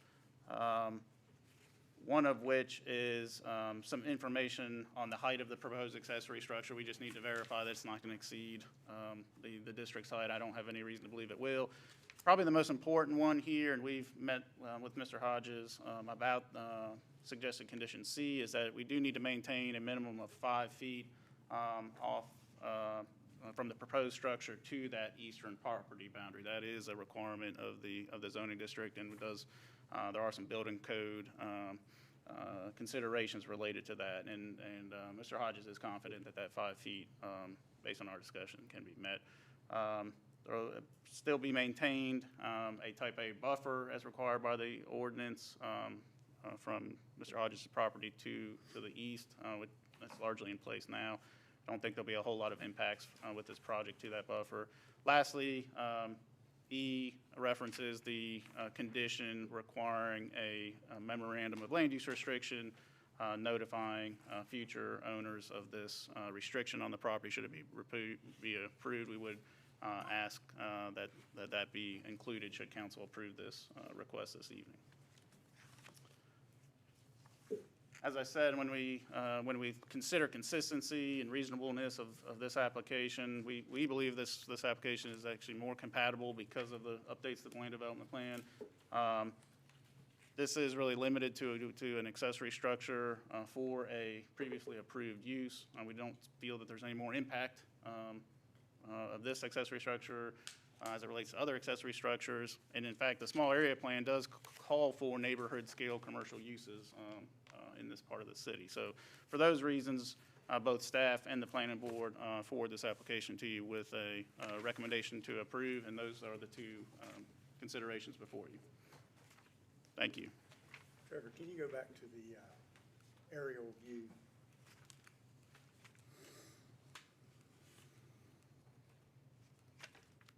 Yes. Just to the, I guess, the east of the property line, is that an accessory structure? That is actually an accessory structure on the Mercy property. Yes, sir.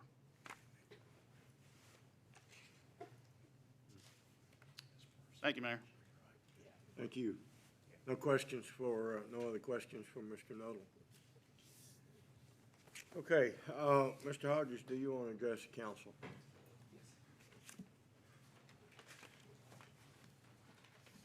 My name is Charles Hodges. I'm a resident of Randolph County.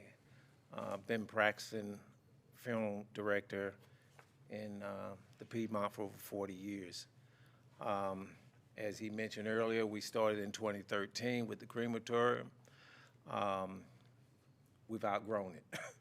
So what has happened is with the economy the way it is and the projection from the crematorium council is by 2010,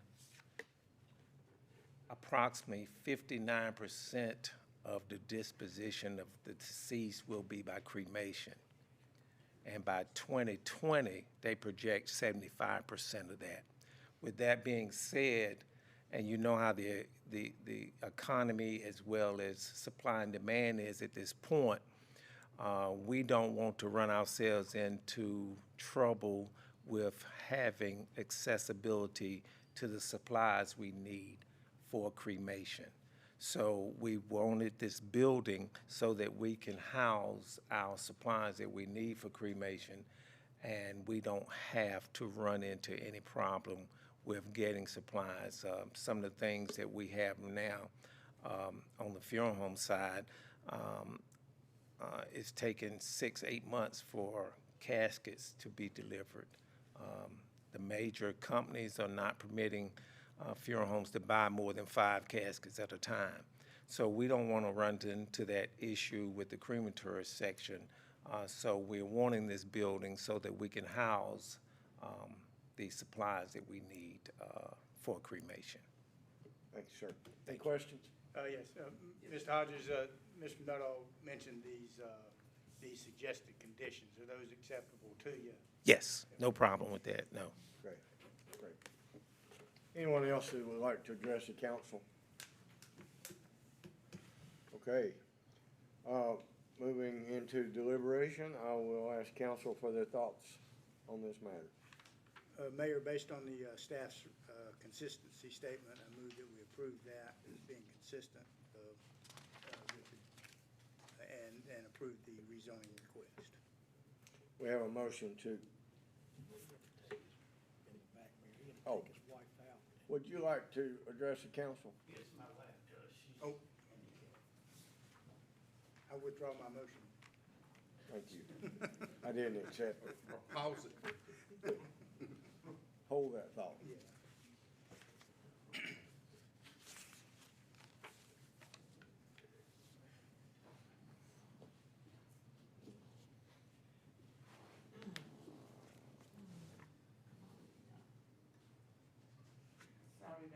Good evening. Good evening. My name is Anna Attaway, and, I need to sign this paper. I got a notice about this property. I didn't know anything about it. We own some property up from this, but this was my grandmother's property, Addie Crooks. She's deceased. And I have a deed and everything, but I've been trying to get in touch with someone to tell me, what was going on. But we do own this property. So we're trying to see how is Mr. Hodges is trying to purchase it and we own it.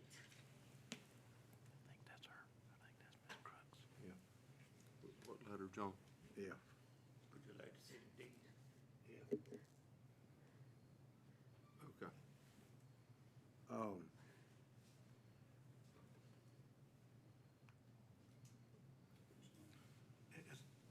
So you're telling council that you own the property that Hodges Funeral Home is sitting on? Across from the funeral home. Across from the funeral home? Yes, sir. Letter F. Well, I got that, but Okay. she was saying that she owned this property. I No, misunderstood. not the funeral home property, Okay. the one across. And you're opposed to this, Yes, expansion? yes, sir. Okay? Tell us why you're opposed? I'm sorry, just tell us what you need to tell us. Because I didn't know anything about it. I received a letter from you all to come to this meeting. And, I found out that my grandmother owned this property. My uncle, Jay, he's deceased. He was paying taxes on it. And after he passed, my father, Creston Spinks, he passed. So I just found out about that. She owned the property because we found the deed. And that's how it came about that we know that we own this property. The property across the street? Yes, sir. Okay. And you believe this will impact your property? Yes, Okay. because that is the property. I think we have some confusion, Your Honor. If you wouldn't mind, if Mr. Hodges wouldn't mind We own the addressing. property where Mr. Hodges is trying to do the driveway. The little red zone in the middle.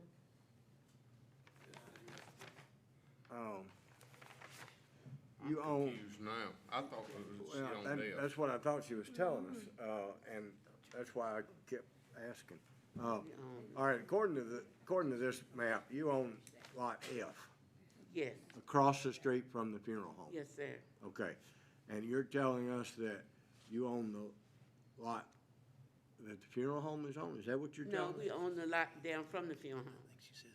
You're saying that A3, that little wedge of property, you're saying you got a deed for that piece of property? Yes, Is sir. that what you're telling us? Oh, the little triangle between A4 and A2? Yes, sir. Mr. Hodges may be the answer. Yeah, Mr. Hodges, do you have anything you can add to this conversation? Yes, I'm not totally sure about, I think this lady does own that little wedge across the street. What we're proposing has nothing to do with that property across the street. But we came to this in 2013, and we haven't had any opposition. And what we're doing now is basically a storage area, not gonna All have right. any variance. Let me ask you a simple If I'm question. not mistaken, she is telling us, you see A3 up here? Yes, sir, the red zone. The little triangle between A4 and A2? No, the whole trail, the 21 acres, The what? this deed right here. Let him see that deed. Bigger than Prairie Ball. I just wonder what acres in there. How many, well, this is what the deed is saying. I'll look at the deed, but I can tell you, it is really old. Goodness, it's in What pieces. you mean you gonna do with this? There's a bunch of lawyers here. Well, that's the thing. I don't do real estate. There's not a thing I can do with this deed, and I can tell you how tall it'll be, that dirt move, get that retaining wall, but I ain't.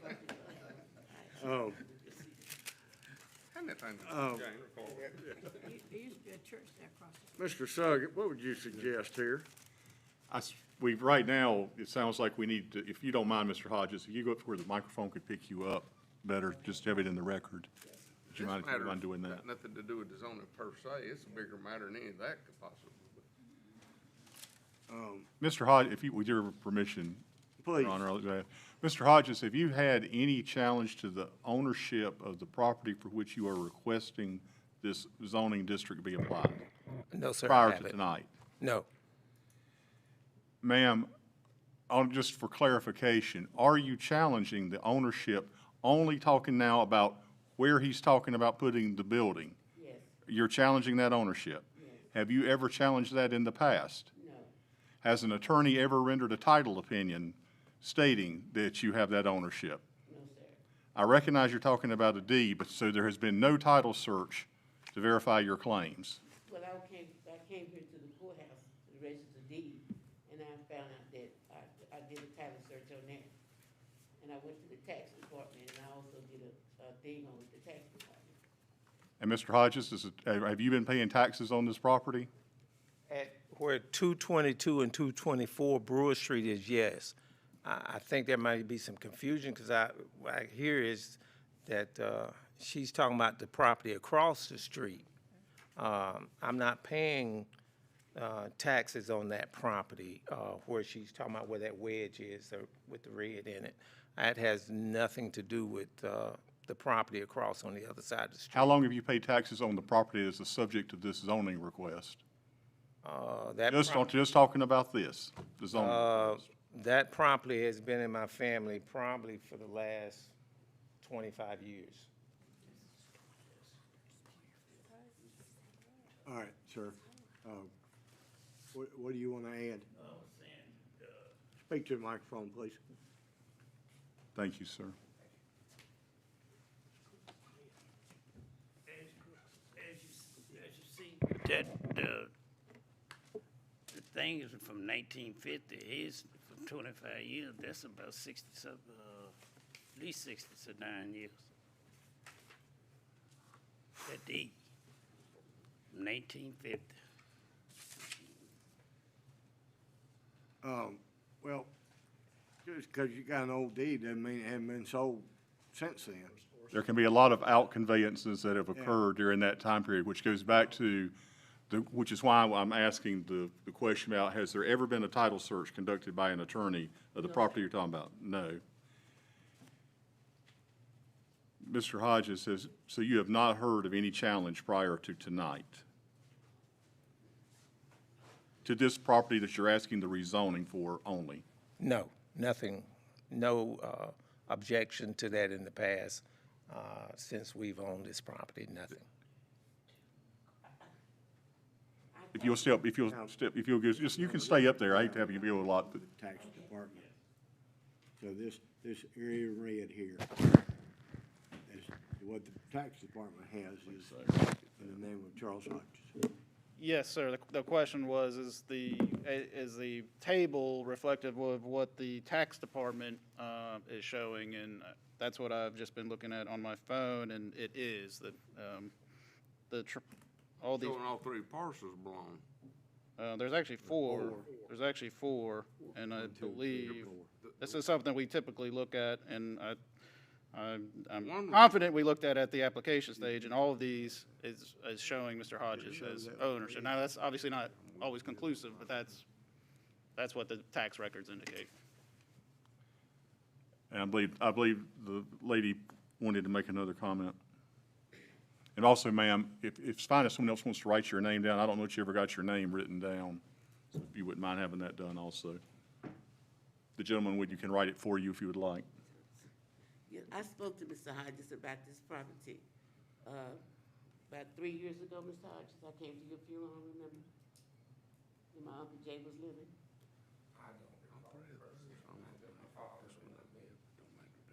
Your father. That's the one that. It may have been my father, but it wasn't All me. three of them tax departments is the The little wedge here? Yeah. The tax department shows them all. In the absence of any other evidence, you certainly are, it is your decision to make.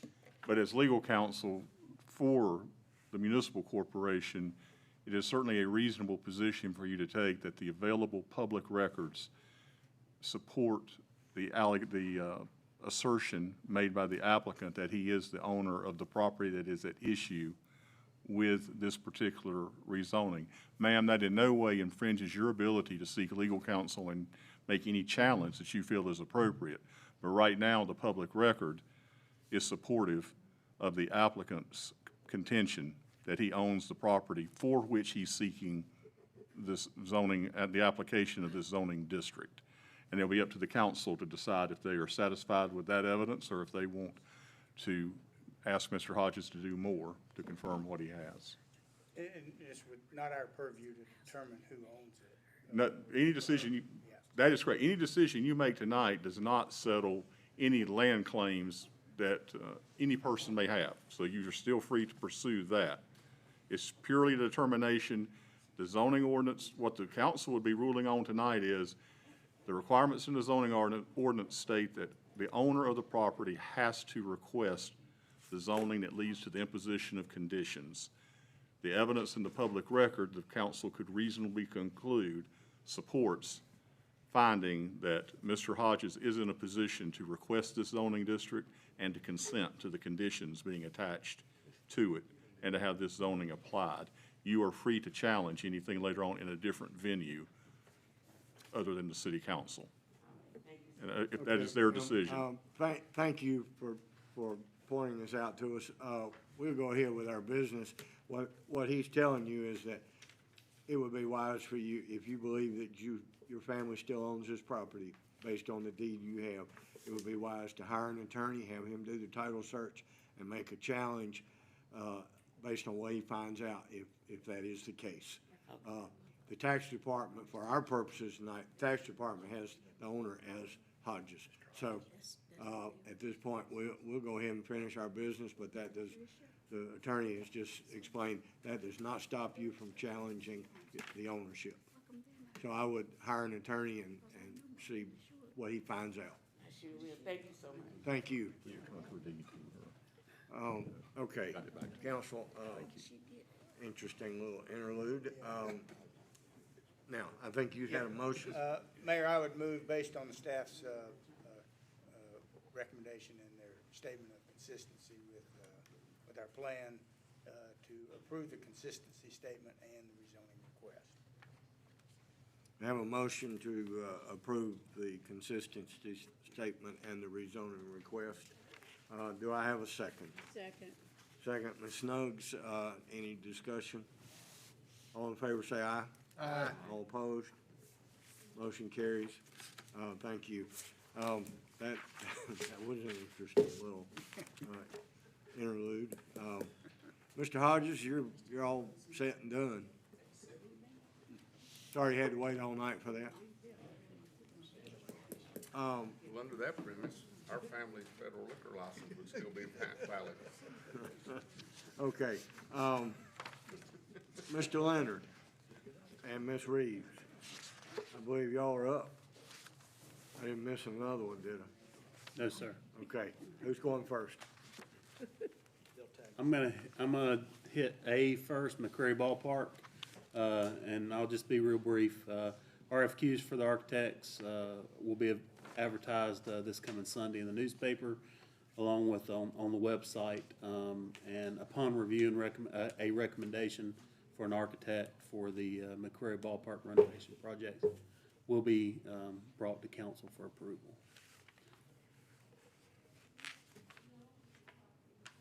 Okay. So what's this?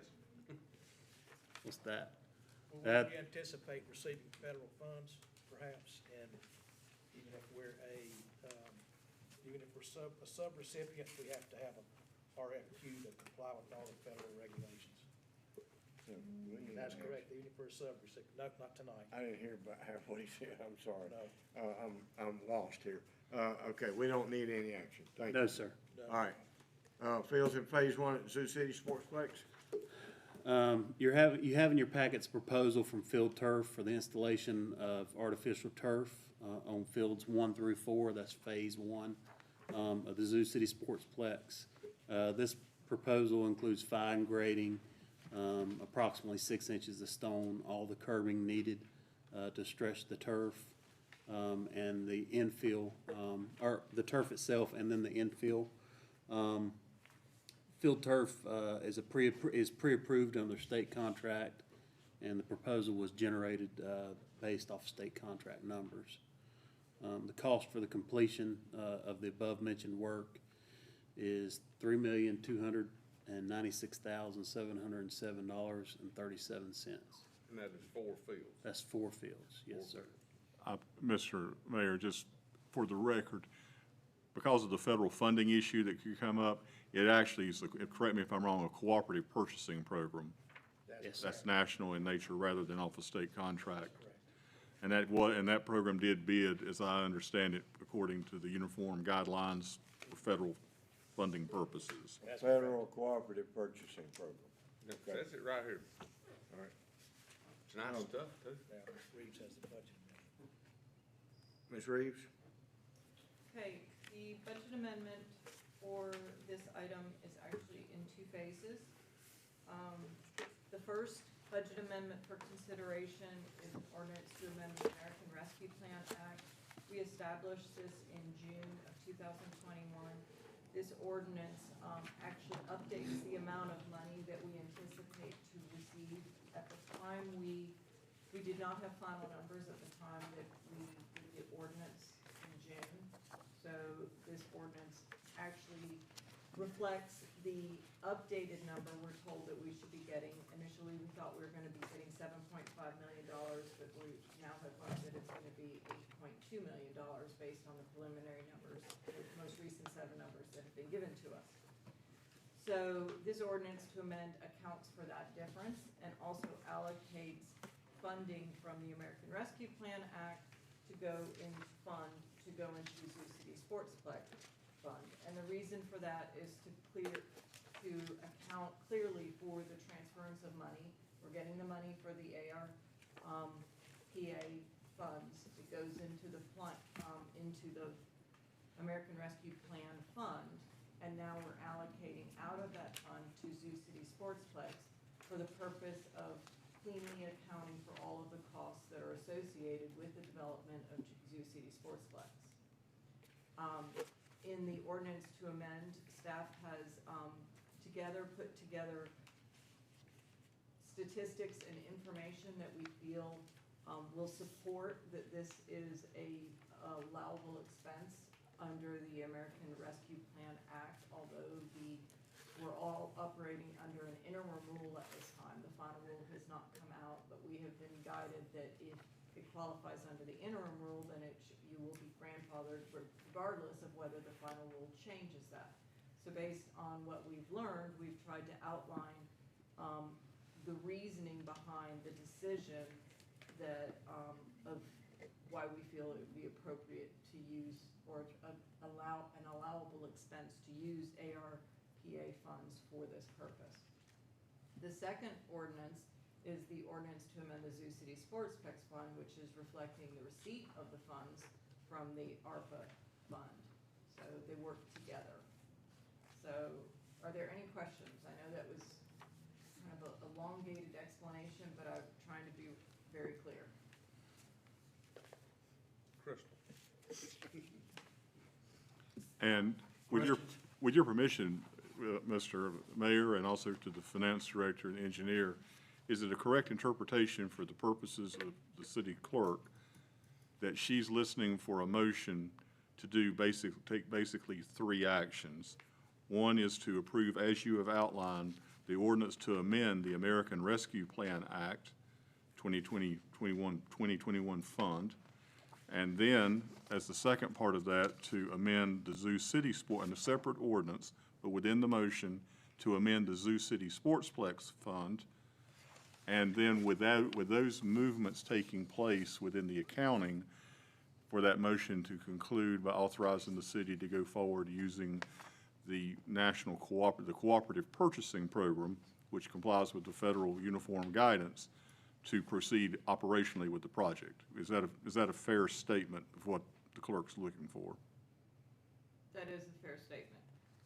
The ordinance is based on the estimate And we'll get final documents on that. Mr. Leonard will be working on that, and if there's any changes to those numbers, we'll bring back additional And to ordinance. clarify our packet, none of that includes this bid for the roof at the Air Museum. Completely separate. Airport related, but not part of this. That's next. Completely separate, that's correct. All right. That's the next item. Okay, That's the next I'll entertain a motion to include the three items that Jeff highlighted for us, based on the presentation from Ms. Reeves and Mr. Leonard. Mayor, I move we approve the two ordinances as presented and the documentation as it relates to the third action. Thank you, sir. Motion by Mr. Bell. Do I have a second? Second. Second, Mr. Burks. Discussion? All in favor, say aye. Aye. All opposed? Motion carries. Asheboro Regional Airport. Back to the airport. I have a couple items for the airport. First of all, bids for the roof coating at the MC Aviation Museum, hangars 1 and 2, were received Tuesday, September 28th at 2 p.m. Of those, we received 4 bids. Of those, 3 were considered responsive bidders, with the lowest being McCray Roofing at $85,590. Staff recommends approval to award the contract to McCray Roofing in the amount of $85,590. Thanks, sir. Questions? I'll entertain a motion to accept that bid. Oh, So moved to accept McCray Roofing's bid. what were you shaking your head about? The motion, the funding for that will come at the next meeting. Okay. As far as for the McCray Roofing, because that was not part of the final version of the amendments that I was. So All you're right, saying so we should not we award don't an need a unfunded motion. contract? No, I'm just saying we can't Can't proceed. Can't use a purchase. Can't give them a notice to I can't proceed. give Right them, until next one. we can't give them a purchase order until we do it. But you need a motion to accept the bid. You give them a purchase order, you do.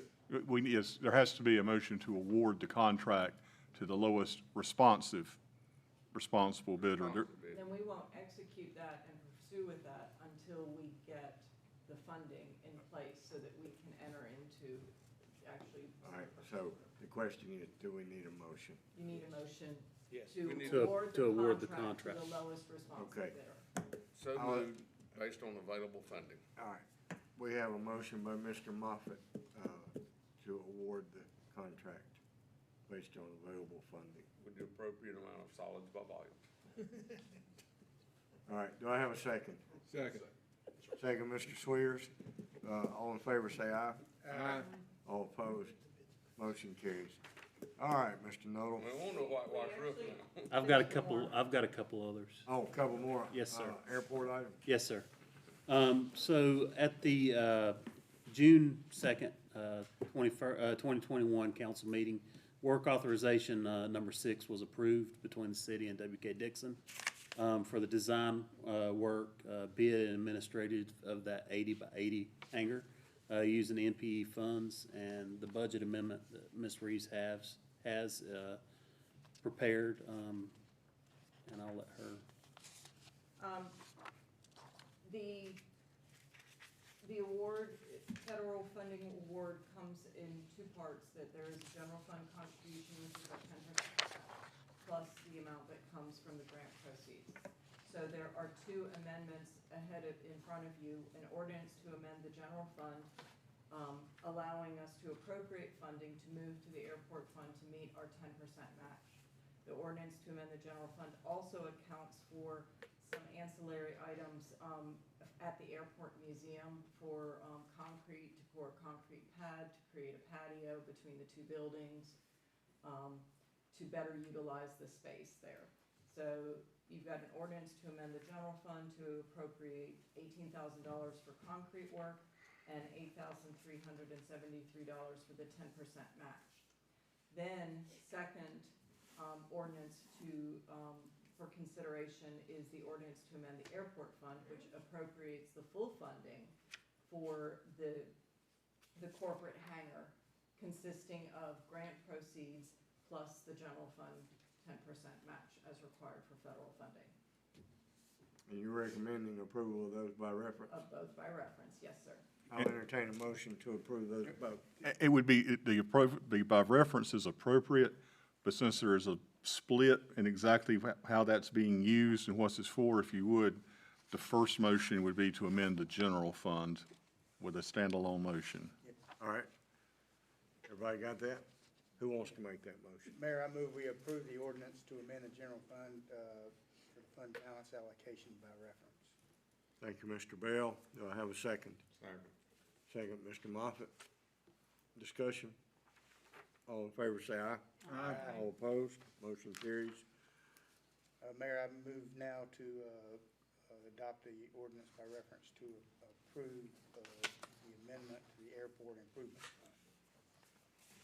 Okay, have a motion to, approve the, by reference to the airport, amendment to the airport improvement fund. Do I have a second? Second. Second, Mr. Swears. Discussion? All in favor, say aye. Aye. All opposed? Motion carries. And at the next meeting will be another ordinance to account for Okay. actually signing the contract. All right, thank you. That's all we have. All right. Trick or treat.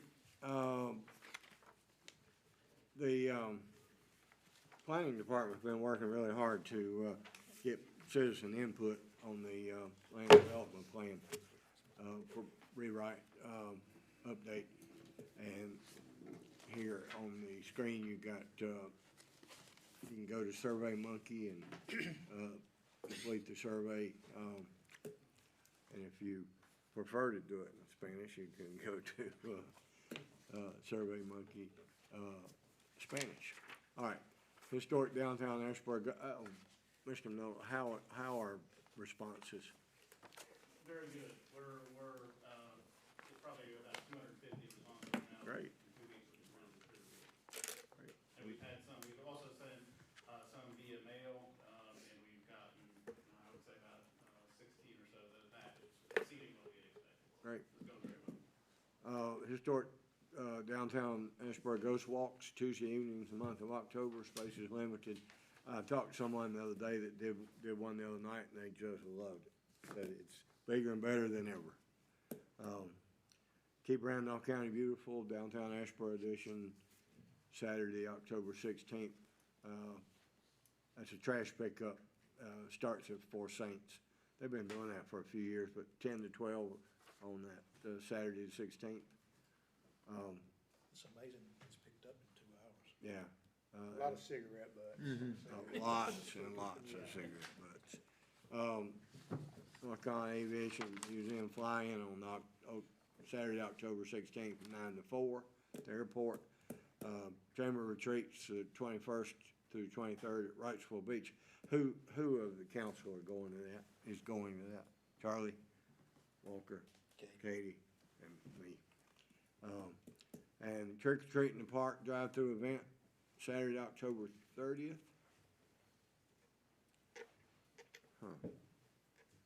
4 to 6.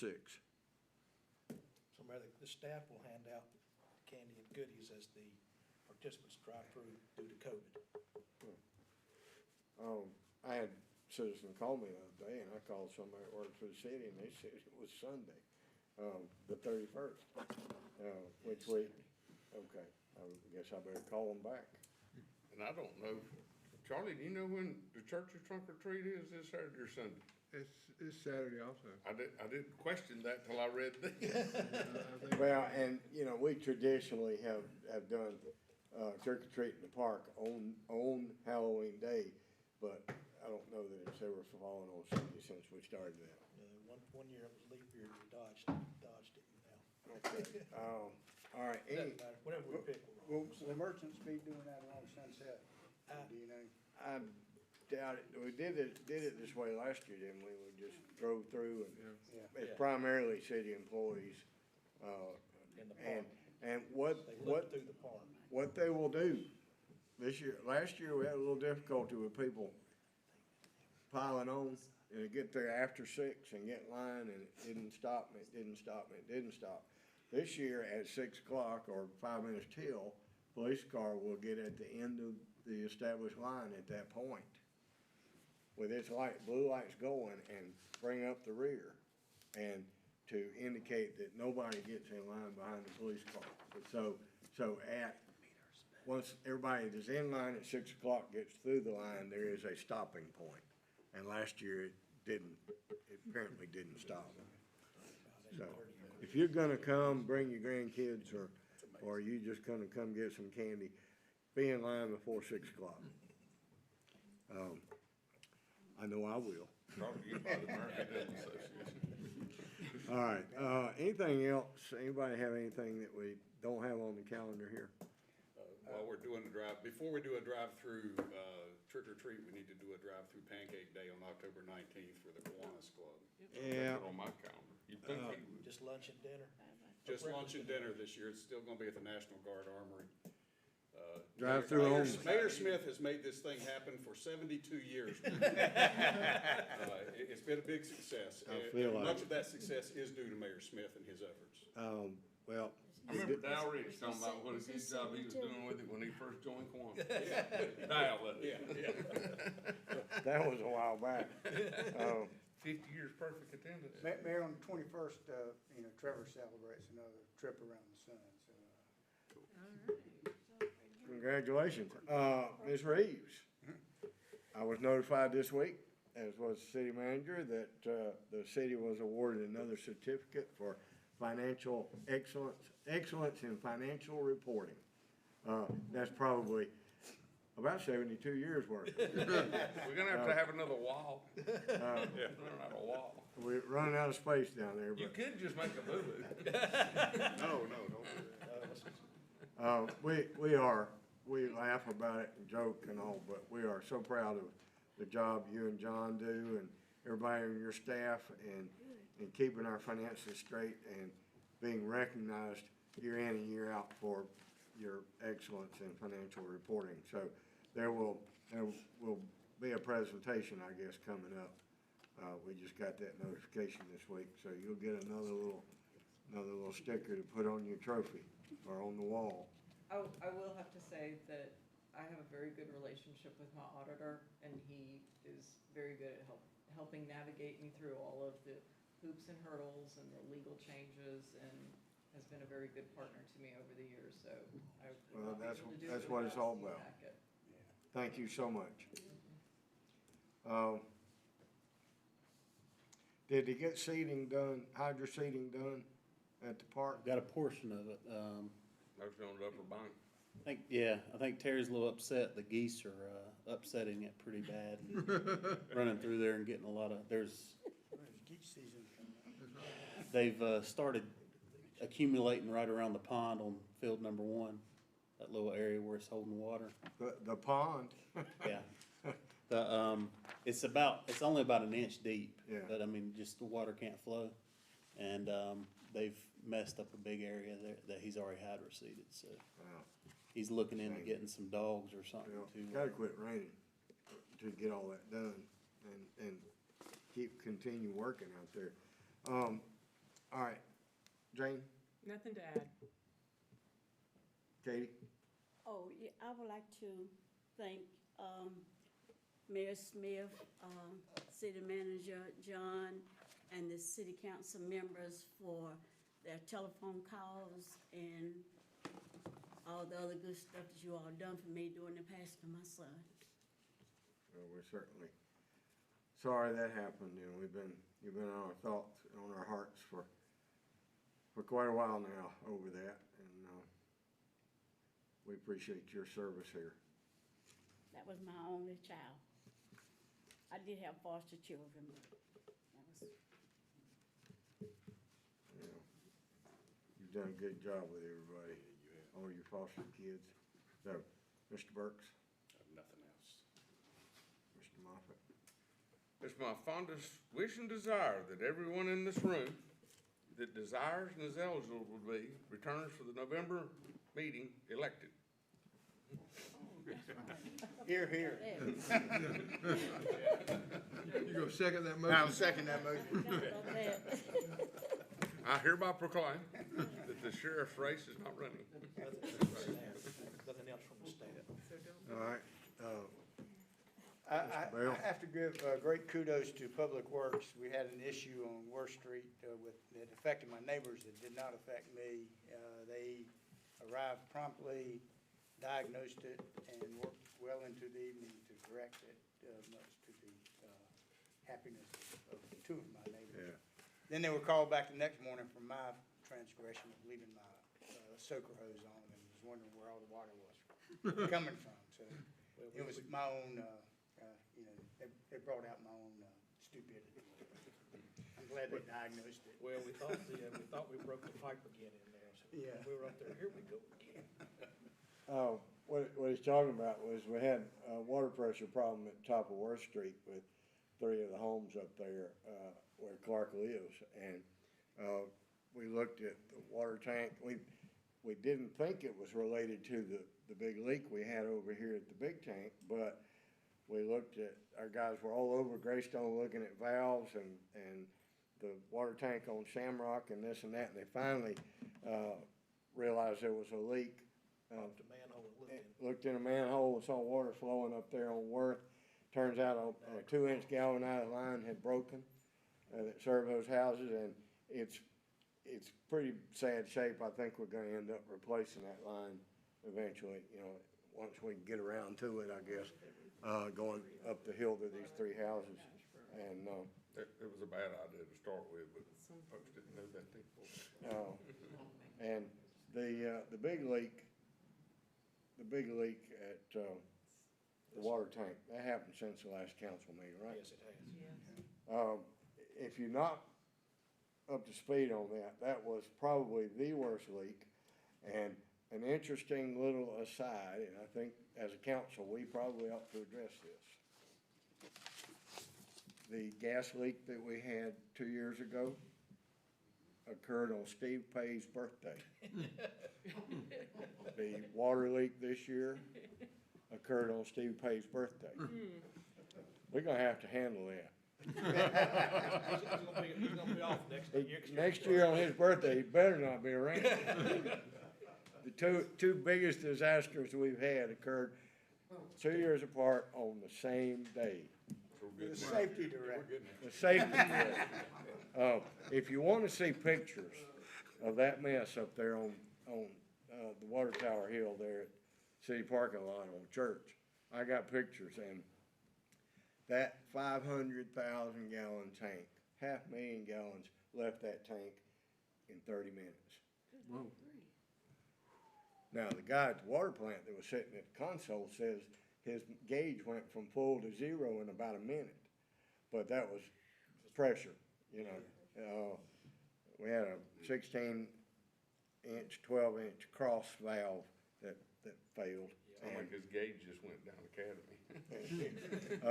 I got a picture here, I want anybody interested, of water coming out of a telephone pole 10 feet in the air down on Church Street.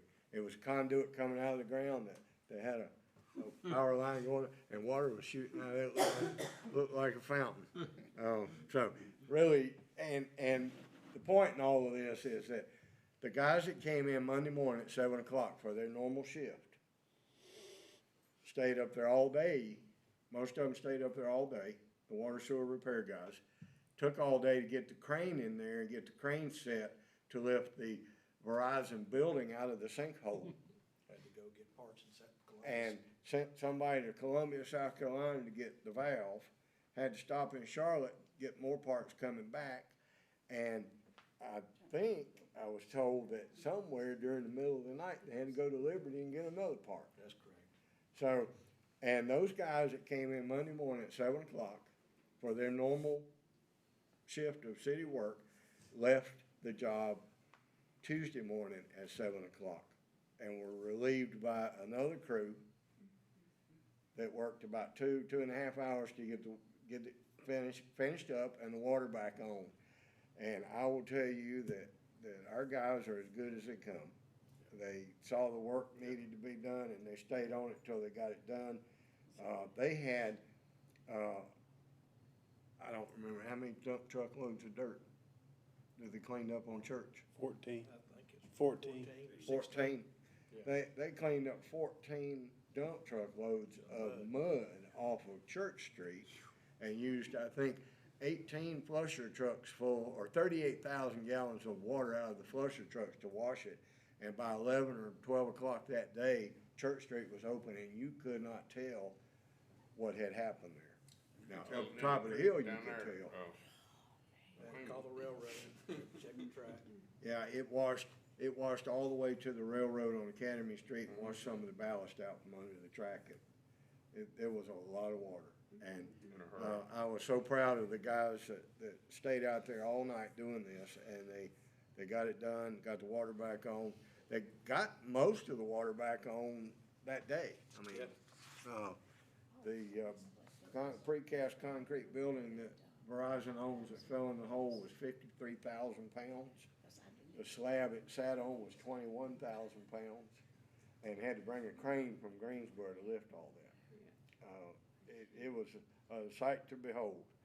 So, things happen, but fortunately, we've got the guys that can fix it. And, Bobby Kivett sitting here, Bobby started that, tradition. And our city clerk's dad started that position. Did he not? No. It was not, pardon? Are you talking about Holly? Okay. Holly's dad, he was a police officer. No, I was thinking you're, somebody, No, not mine. who was director of public works years ago? Who was what? Russell Cox. Well, I'm confused, I'm sorry. It's okay. But, Russell was before Kivett cut. yeah, but Bobby was the one that took our public works to a new level. Upgraded Earl. I will say this, Mayor, I was out there, I had my hard hat on and my vest on, and water's flying everywhere, and Up there with him. people, and, Went down. Commissioner Hope Haywood walks her dog downtown, and she walks to me and says, "Guess you're not going into office today, are you?" Not for a little while, I'm not going in. Well, She I've said, "You never look seen a like you mess had seen," it was tricky there for a few minutes. So, It was a lot of water. Mr. Swears, you have anything? No, I'm good. I'm just enjoying the stories. Well, wanna see some pictures, I've got them. Thank you, everybody, and, we'll see some of you at the retreat, and we'll see others on the street, and we'll be back here in, November. November 4th, yeah. Don't forget to vote on election day, November Early and 2nd. often. Early voting, October 14th. When does that start? When's early voting start? October 14th. Yeah, October 14th, early voting. And there's only one Saturday, the Thursday. Did I read that right? Week from today. It's next week? from today. Next week. I guess I better put out some signs. Seems to be the current popular hobby. I can't give you the proper salute. I think Walker got more signs than I ever thought about having. All right, well, Everybody loves you. we're adjourned. Yeah, it was, before he ever knew.